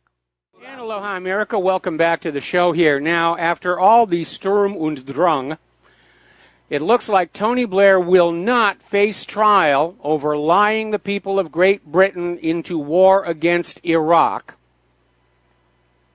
And apparently a lawsuit was brought by General Abdul Wahed Shanan al-Rabat, former chief of staff of the Iraq Army, who wanted to prosecute Tony Blair and two other key ministers at the time over the fact that the entire war was based on a lie. And today a court ruled, well, there's no prospect of the case succeeding, which is politics speak for we're never going to rule in your favor anyway, so why bother? Along with China, Russia is starting to show off some of what is on the horizon for their weapons. And apparently Russia's sixth-generation fighter will carry lasers to knock out air-to-ground or air-to-air missiles. And apparently the design of the system identifies the seeker head on the missile and burns it out with the laser, blinding the missile so it can't find what it's looking for. Obviously, this is for missiles that track on infrared. For anti-radar, I'm sure they've got some other surprises. Just ask the crew of the USS Donald Cook. All right, let's talk about the economic news here.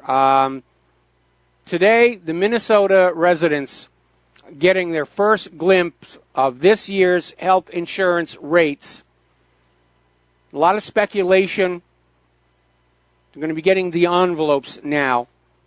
And they're trying to finalize all these premiums for 2018. And there's also dealing with the issue about whether any more companies are going to drop out of the individual marketplace as Blue Cross Blue Shield did last year. Now, last Friday we put up this video of John McCain just excoriating the Democrats over how bad Obamacare was, and yet when it came up for a repeal in Congress, it lost by one vote, John McCain. And following that, McCain got savaged on Twitter. And the American people are furious with McCain, which once again raises the question, how does he keep winning that Senate seat over and over?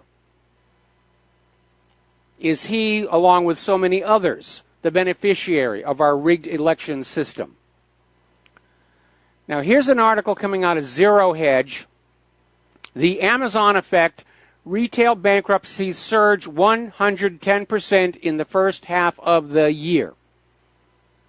Now, Amazon makes for a convenient scapegoat, and yes, they're doing very well, but the problem is in large part the simple fact people do not have money to spend these days, and they refuse to borrow more. We'll be right back after station identification. And aloha, America. Welcome back to our show, hour number 3. The phone lines are open, 800-313-9443. We're talking about the economic news here. And over in Great Britain, people are going to the stores, and they're using their credit cards, and apparently Britain's consumer debt shot up by £1.5 billion in just 1 month, which is causing concern about skyrocketing debt and whether people can actually pay for it or not. And they're trying to do the same thing here. I mean, every day I go out and I get the mail, and there'll be 1, 2, sometimes 3 offers. You're already approved for this credit card, and it goes right into the shredder. I don't want to borrow any money. I don't want a loan. Like most Americans, I just want a decent paying job. I want to pay cash as I go through life. I don't want to be constantly in debt. I don't want the bankers making huge fortunes off of my personal transactions. If you're a homeowner, what you ought to do one day is take a look at your mortgage payments, total them all up over the life of the loan, 30 years, whatever, and then subtract the original asking price of the house. And what you've got left over is how much the banks made by typing a number into your account when your mortgage was approved. When you look at homes today, with all this constant interest on construction loans, credit lines, mortgages, all the rest of it, the banks make more money off a new home than the people who actually build it. What do the banks do to earn all that money? They type numbers into accounts out of thin air. It is a huge, gigantic scam. Most people have trouble getting their heads around it.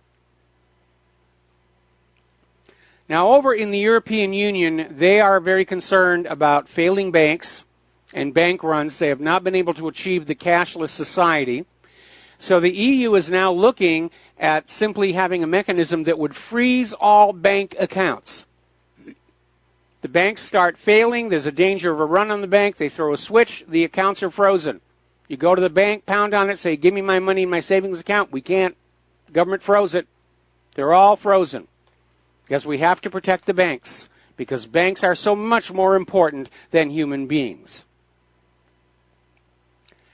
Now, up in Canada, former and current employees of Sears have filed a legal motion to stop dozens of Sears executives from splitting about $7.5 million in retention bonuses, while many of the laid-off workers missed out on severance payments. As you know, Sears is shutting down their operations in Canada completely, and all those workers are being let go, and they're being let go without severance, and the executives are just lining their pockets. And those executives bear the responsibility for Sears being in trouble.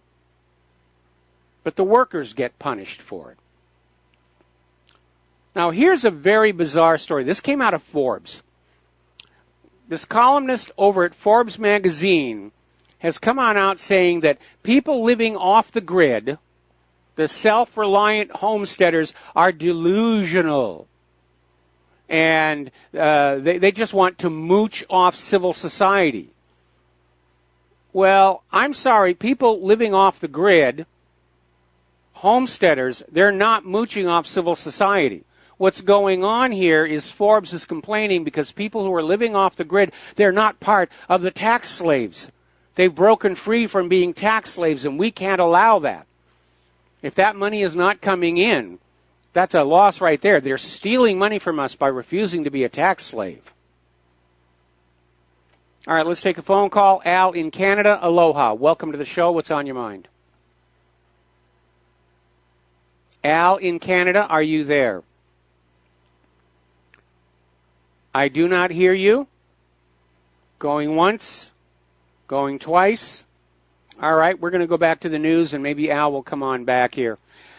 Story coming out of counterpunch.org. Going soft on corporate crime, a bipartisan affair. And they're talking about both parties blame each other over the loosening of restrictions.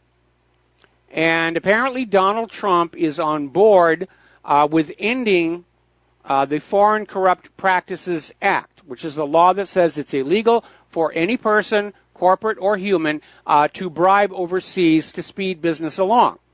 And Trump has said that the law puts us at a huge disadvantage, and in this case he's actually right. Because in many countries, especially in Asia, it's sort of an accepted practice. When you're doing business, there will be gifts given or bribes offered to speed things along. It's an accepted part of the dance between businesses. And it's kind of hard to say we have to tolerate this kind of bribery. And if the rest of the world goes along with a ban, that would be a good thing. But in this case, to make the U.S. more competitive, yeah, I think it's the optimum, if not best solution. We're going to do a shout out now to our on-air affiliates, and I understand we have Al in Canada on the line. Al, aloha. Welcome to the show. What's on your mind? Aloha, Mike. I hope you're well. I'm doing fine. Great, you can hear me. I sent you an email concerning the health care premiums, the Obamacare premiums, pardon me. And lo and behold, look who's first in that list of skyrocketing premiums. This guy, John McCain, besides being, a war hawk and, other things, he's obviously been bought and paid for. Yes. There's no doubt about it. I mean, just looking at that, it's ridiculous. That is absolutely ridiculous. Who can afford those kinds of things? I'm looking at is the that chart. Crazy? I'm looking at the chart right now. Arizona is looking at close to a 70% premium increase for Obamacare. And yet McCain voted against the repeal. I want to know how much stocks he has in health insurance corporations in his personal portfolio. Is there a way to find that out? I don't know. I don't think so. Political spending has to be a public record, but his personal investment portfolio, I don't think there's a way to get that absent an actual legal motion. That's a shame because, these politicians, they get into politics and all of a sudden they're millionaires. Yeah, funny how that works on out here. Let's see. Hawaii is close to 40% jump. Rhode Island's the least. They're down there at like 4%. But Arizona, almost 70% increase in a single year.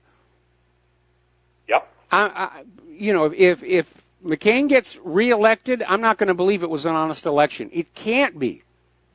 Just grinding. The guy's 80, isn't he? Well, actually, with that brain tumor, he may not be around much longer anyway. But I'm looking at these. This is money gouging. This is absolutely money gouging. Yeah, I'm gonna link this to the front page of whatreallyhappened.com. This is obscene profit taking. Oh yes, and you tie that in with that one chart I sent you about all the administrators standing on the backs of the doctors. Yes, just ridiculous. It is. No wonder healthcare in the United States is such a big business. It's scandalous. It really is.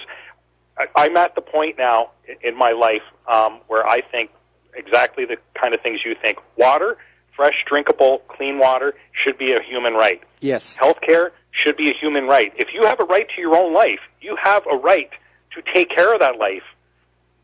Any way you choose to. Any way you choose to. But unfortunately, our government is now out there. If you don't want to buy the products the medical industrial complex is selling, they're getting ready to order you to do that.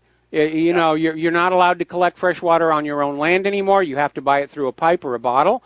You will buy and use these vaccines, even if they're ineffective or harmful. And it really is just grinding the last few pennies out of the pockets of the American people. And then they scratch their head and appear puzzled as to why the economy is locking up. And you tie that into the inflation-hiding CPI. That is the icing on the cake. It is an absolute joke. Yes, it is. That rigged, indicator that they use is just, it's absolutely ridiculous. Mike, I love your show. I love talking to you. Good work. Thank you very much for having me. All right, thank you very much as well, and we're going to let you go here. Yeah, it is it is just amazing. I mean, people are already on the verge of not being able to make it, and I mean, here in Hawaii, again, almost a 40% increase in premiums for health insurance in just 1 year. It's ridiculous. What a scam Obamacare was. And apparently too many people are profiting from it, and that's why Congress won't do a thing about it. John McCain just turned his back on his own state's constituents by voting down the repeal. All right, getting on over to Europe. Apparently, poverty across the European Union has reached new levels while the Brussels elite continue to preach about unity and success. Apparently, more than a quarter of the children in the 28-member state club are living below the breadline, with the total number of poor predicted to reach 100 million by 2020. And the worst affected nations are in that Eastern Bloc. No wonder they want billions from Great Britain to leave. They're not going to be able to make it without them. So, yes, let's add more layers of government and more layers of complexity and more layers of banking on top of everything. Apparently, British ministers have decided that the free movement between Great Britain and the EU will end in March of 2019. From that point on, you will have to go through a passport or visa process like the good old days. Another article, this one coming out of Sputnik News. Nations substitution, witnessing the biological extinction of the Europeans. And basically saying that in European countries, namely Italy, Germany, France, and Great Britain, they're going through a substitution of nations where the national ethnic majority is physically disappearing and is being replaced by these migrants. And that, of course, was the whole point by the globalists. To destroy any sense of regional cultural identity, historical identity, and just to show you how ridiculous this is going. Article that came on out from Investment Watch blog. Planned Parenthood is issuing new guidelines for talking to preschoolers about gender roles, sexuality, masturbation, transgenderism, and ways of determining if your child is trans or not. And they're literally talking about exposing children of 3 and 4 years old to graphic depictions of sex and these other issues. And Planned Parenthood is getting a huge amount of taxpayer money to do this. And these new guidelines for the transgender preschooler, let them wear what they want, have the haircut they want, and if they want to use a name that's of the other gender, just go along with it. They're going to raise the next generation to be so completely confused about who they are, they won't even know what bathroom to use. And that, of course, is a big part of the globalist agenda. Because people with a strong sense of self, a strong sense of identity, are much harder to control than human beings that their head is just mush and they have no idea where they belong in the world, and they're just waiting for somebody to say, oh, you belong over there at that drill press, punching out triggers for bombs. Now, Trump's wall is a go. The House has approved a $1.6 billion down payment for the border wall. I still think putting crocodiles in the Rio Grande would have been a lot cheaper. And we know that Trump was making a little bit of deal making to get this money from the House of Representatives. Now, do you remember that story that came out of Baltimore where an officer's body camera caught him planting drug evidence? And what happened was this officer went down this alley outside the home, planted the evidence, then walked back out front and turned on his body camera, and then had the camera running while he wandered back down this same alley and accidentally discovered the drugs. What the officer didn't realize is when you turn that camera on, the 30 seconds from before you turn it on is saved along with the video. And the video revealed he was planting drugs. They're reviewing all the other cases that this officer's been involved with, and so far the Baltimore prosecutor has thrown 34 cases out over planting evidence. 12 of the cases, the defendants are already serving time for the convictions. There's going to be a heck of a lawsuit there to clean up. No problem. The taxpayers will pay for it. It just feels like the nation is crumbling. We've lost our moral compass. They're trying to take our identity away from us. The police have become a blight on us rather than a service. And the government appears to have decided we, the American people, are an enemy because we won't do what we're told to do without question. Okay, now, story that came out of governmentslaves.info. The United States has higher vaccination rates than any other country. We also have a very high infant mortality rate. American children are experiencing epidemic levels of chronic disease, including autism, attention deficit disorder, learning disabilities, autoimmune disorders, asthma, epilepsy, and allergies. So if vaccinations are so effective in improving the health of children, why do the statistics point the other way? Surveying other countries' vaccination rates and child illness and mortality rates, we're seeing an inverse relationship. The more vaccinated the child, the sicker they are. The less vaccinated they are, the healthier they are. The data is incontrovertible. Vaccines are not helping our children. They're making a lot of money, but they're not helping our children. We have a medical industrial complex which, enabled by the U.S. government, is out there selling dangerous chemicals to make money. Now, apparently, there's a leading pathologist is calling for the prescription painkiller tramadol to be declared a Class A drug following a mother of 6 who died from an overdose. As it turns out, tramadol is as addictive as heroin. And apparently this woman was struggling to break her addiction with the pills. And this pathologist is saying people seem to assume tramadol is safe because it's prescribed by a doctor. But no, it's just as dangerous as heroin. But it makes money. It makes oodles of money. Another article out here, many Americans are on so many prescription medications, legal drugs they're allowed to have and buy, they're actually too fogged out to work effectively. They'll take all their pills in the morning, they go to their place of employment, and they're walking around in a drug-induced daze.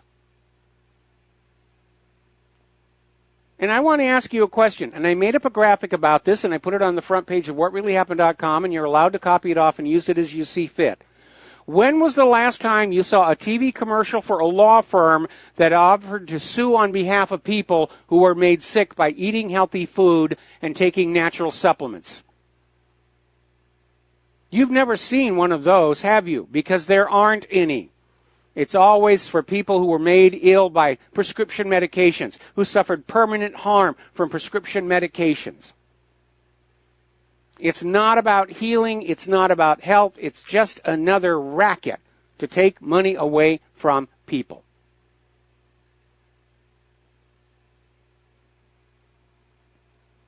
And no, in point of fact, just because a doctor prescribes something to you doesn't mean it's safe.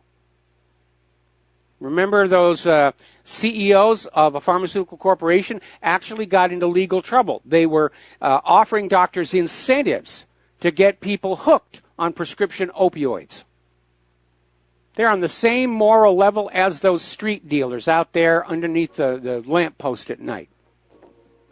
We'll be right back after these few words. And aloha, America. Welcome back to our show here. Interesting article just crossed my desk from the Daily Caller. Apparently, Debbie Wasserman Schultz is literally running away from anybody from the corporate media or any media at all. Apparently her spokesman issued a statement saying she is not going to answer any questions about Iwan or their relationship or what he was doing.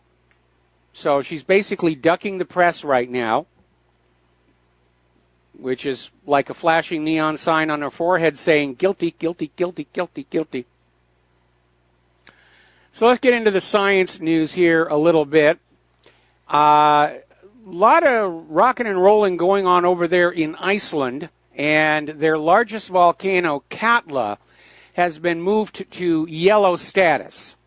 And then above that, there's orange and red. So it's a long way away from saying there's going to be an eruption.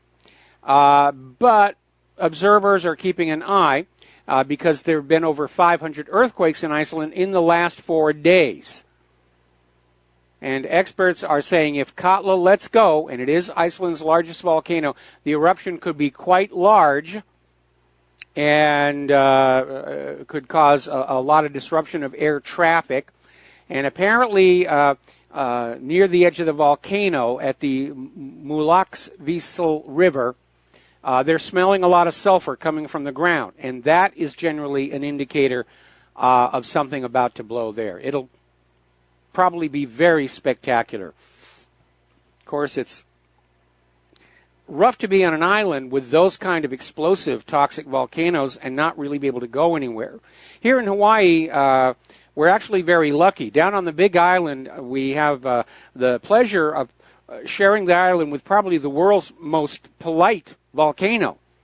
I mean, the lava comes out, and the lava comes out, and the lava comes out. There's never any sudden explosions. There's no eruption of gas. I mean, there are little things like the lava benches fall off into the ocean. But that's why it's a tourist attraction and a national park. But it is still a volcano, and if you come to Hawaii, it's worth the trip down there to see. Just please follow the rules that are up there. Those warning signs and ropes are not there as a decoration. And every year we do lose some very foolish people who will step over the barricades thinking that the ground on the other side looks just as solid as what they're standing on, and it's not. It's a thin layer of cooled glass over hot lava, and they'll pose for a selfie, and they don't even get the cell phone camera back here. Here in Hawaii also, they're dealing with something called the smartphone zombie. And this is a new law where you will be fined $99 for texting while crossing the street. And I actually think this is a good law because not too long ago, Claire and I had a very unfortunate incident. We were not on a city street. We were in the parking lot at the shopping center at the bottom of the hill, and we were getting ready to pull into a stall, and we had signaled. And this guy coming toward us, face buried in the cell phone, just walked right in front of my car as I was starting to pull on in. And we didn't hit him or anything. And as a matter of fact, I don't think he ever realized that we were there and almost ran into him because he just kept right on going. And it is amazing how buried people can get in those things. So I think this is actually a good idea. And folks, a little common sense. When you're driving, focus on the driving. When you're walking, focus on where you're going. So you don't crash into things or have things crash into you. It's rather alarming that they even had to pass this law in the first place. That people seem to think it's okay to walk along not paying attention to what's in front of you or around you. One of the reasons I don't wear the headphones for music players, I hate being cut off from the sounds around me. That conveys more information about what's going on. Seems to be this tendency to, and I understand reality is very ugly right now, but walling yourself off from it with goggles and headphones and the rest of it, that's not a solution. We'll be right back. And aloha, America. Welcome back to the show here. Now, over in Great Britain, their National Health Service is a shining example of everything that is wrong with government-managed health care. The National Health Service prevents parents from seeking experimental treatments for terminally ill children. The government can deem patients close to death and remove feeding tubes to starve them to death. This was once called the Liverpool Care Pathway. It's been renamed but not changed. The National Health Service will even cut patients off from all government care if they catch them paying for their own care elsewhere or using natural healing methods. Recently, the National Health Service has decided that obese patients and smokers are not eligible for hip and knee replacement. And now the National Health Service is recommending doctors no longer prescribe herbal and homeopathic treatments to patients. If we're going to spend all this taxpayer money on health care, we're going to make sure it goes to those giant pharmaceutical corporations. Do you remember Flint, Michigan? Was the beacon, the warning, if you will, the canary in the coal mine for the deteriorating state of our water infrastructure. And researchers are starting to look into just how bad it was in Flint, Michigan, and they've started going into those water mains. And apparently they are so corroded, there are places where the lead has leached out completely, leaving holes. One of the researchers described it, it looked like the pipe was made out of Swiss cheese. And of course, this supports the accepted understanding that lead leached into the water system because the water wasn't treated to prevent corrosion. Because we got to save a few bucks here. This was all done by researchers at the University of Michigan, and it's the first to present direct evidence of this leaching mechanism. And now we're finding out there's a lot of places all across the United States where the water that comes out of your tap is very, very dangerous. And, of course, all these bottled water companies, Dasani and the rest of it, this is all good for their business. And there's another one of those I read over the weekend where they have been brought up by the FDA for deceptive labeling on their bottles of water. That in point of fact, despite all the pictures of pretty hills and blue skies and flowers and everything, it's just ordinary tap water. And yes, they'll filter it, but you can get a filter at your home. It's all marketing. Remember, the head of Nestle is on record as saying that water should not be a right, but should be owned by corporations and commoditized. Next, it'll be air. Didn't pay your air bill this month. We're here to garrote you. Story out of the Independent in Great Britain. Sperm counts in the West plunge by 60% in 40 years as modern life damages men's health. And they're saying this decline in sperm counts and ability to reproduce shows no sign of leveling off in recent years. Now, this same trend is not seen in other parts of the world, such as South America, Africa, and Asia. And the scientists are saying there's some aspect of modern life. Now, I wish they had included a chart of the decline to see how much of the decline took place ever since the first experimental plots of epicite corn were planted. Because if that gene breaks into the wild, and we know from past experience they do, anybody eating the corn contaminated with the epicite gene will be unable to reproduce because their body will produce antibodies to sperm and kill it off. Here in the United States, there's been a sudden decline in birth rates, and it has particularly affected the Hispanics, who are the highest per capita consumers of corn in the population. Now, Monsanto's official position is that the epicite gene is experimental, and they are not using it anywhere. But there is something going on, something about life in the West, something we're exposed to, is turning off those little critters. All right, let's talk about the world of computers here. Facebook is out there saying all your face are belong to us.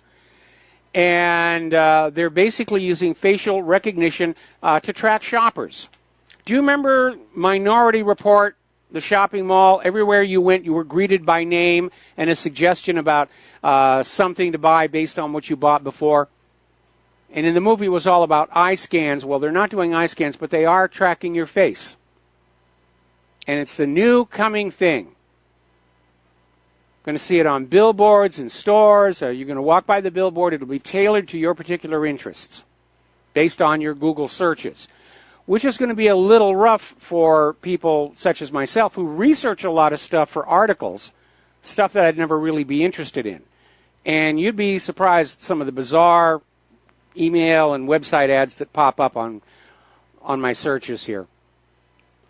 Facebook is apparently lobbying now to prevent state limits on facial recognition. They want to put it absolutely everywhere. Over in Great Britain, they're going to mandate facial recognition scanners, not just for airports, but now for train stations.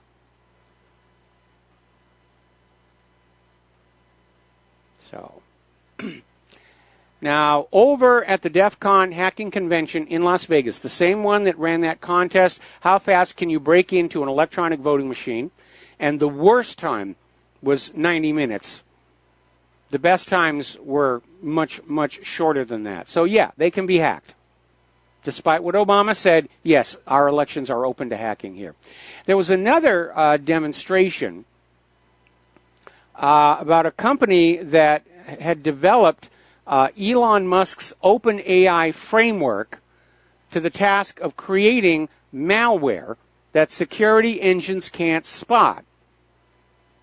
Basically, this AI takes legitimate-looking code and changes just a few tiny parts of it to convert it into an attack vector. And even changing small details can fool antivirus engines. And, of course, this AI can crank out the malware faster than the antivirus companies can add the definitions to the files. It's almost like they want to destroy the value of computing for ordinary consumers.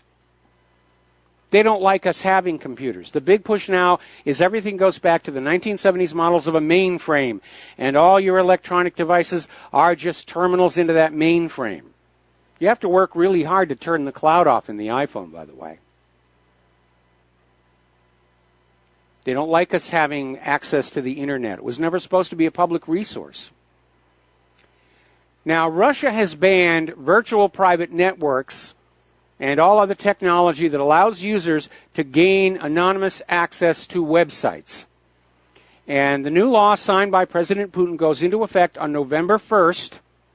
And, of course, it's being screamed at. It's an attack on the open internet by the evil Russians.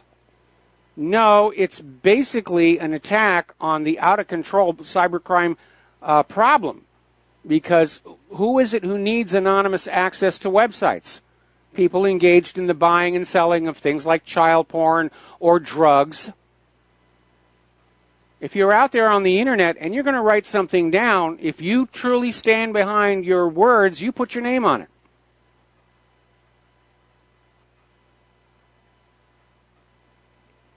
But that's what Putin's doing over there.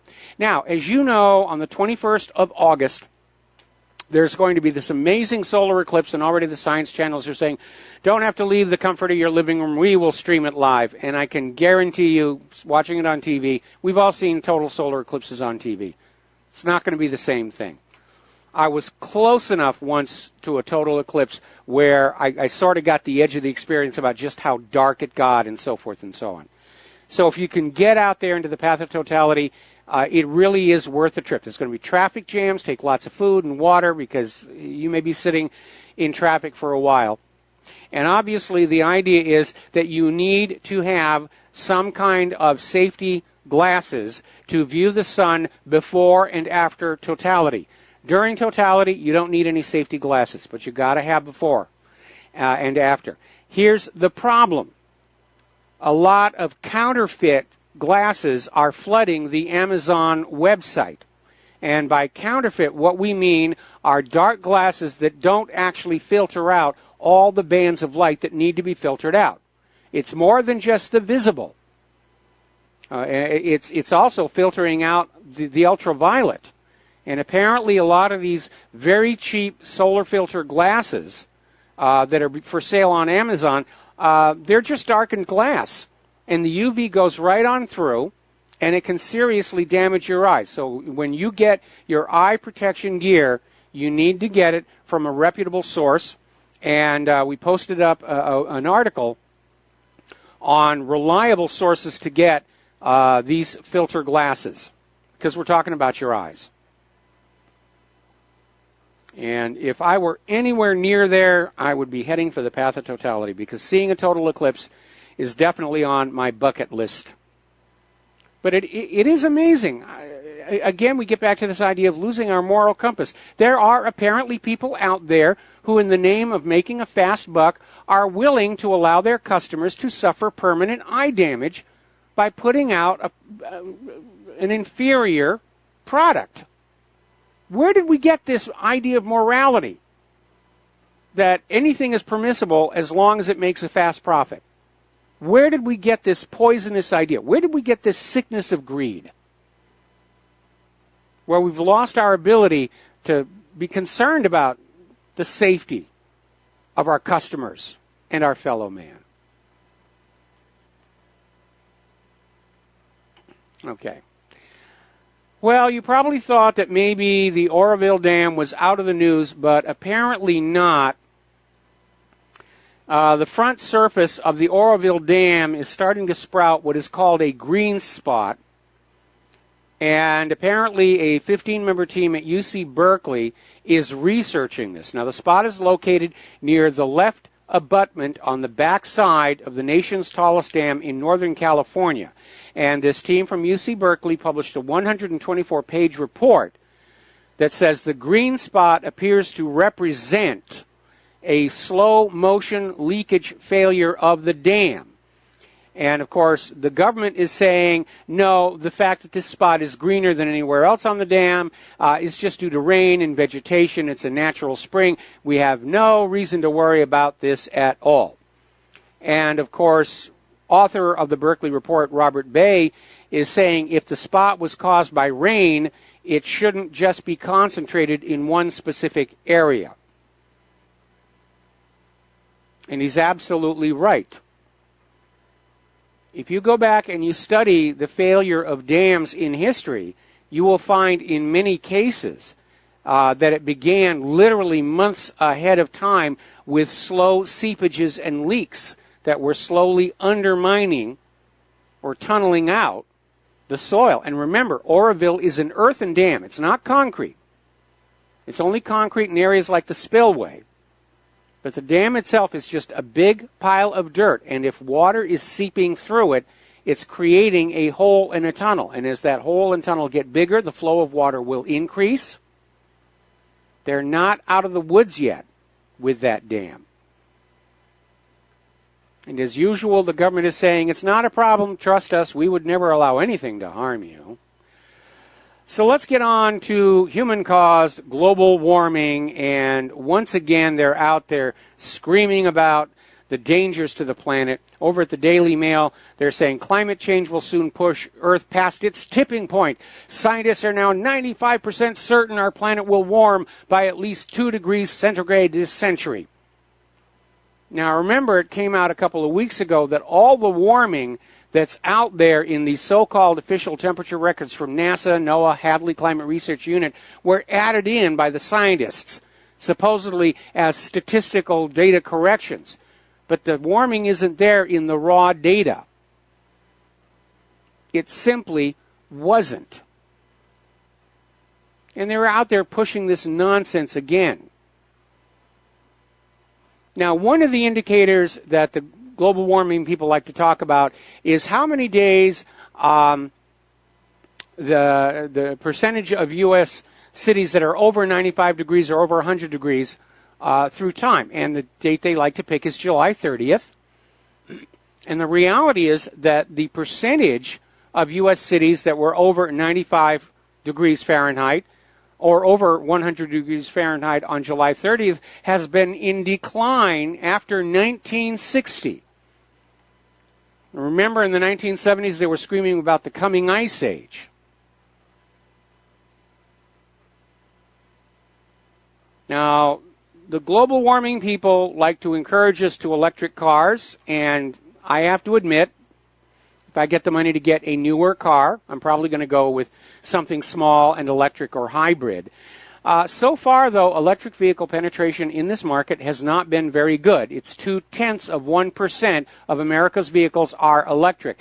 And here's where it gets to be a problem. The electricity being used by these electric vehicles is still being produced by fossil fuels.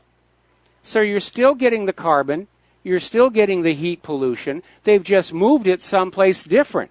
So people driving electric cars are saying, I'm environmentally friendly and I'm driving a clean car. No, you're not. It's just the exhaust pipe belching all that carbon monoxide and everything else is located a distance away. And remember, because there is no 100% efficiency in the conversion and transport and storage of electricity in batteries, you're actually burning more fossil fuels to produce the electricity to run the electric car than you would need to burn just to drive the car.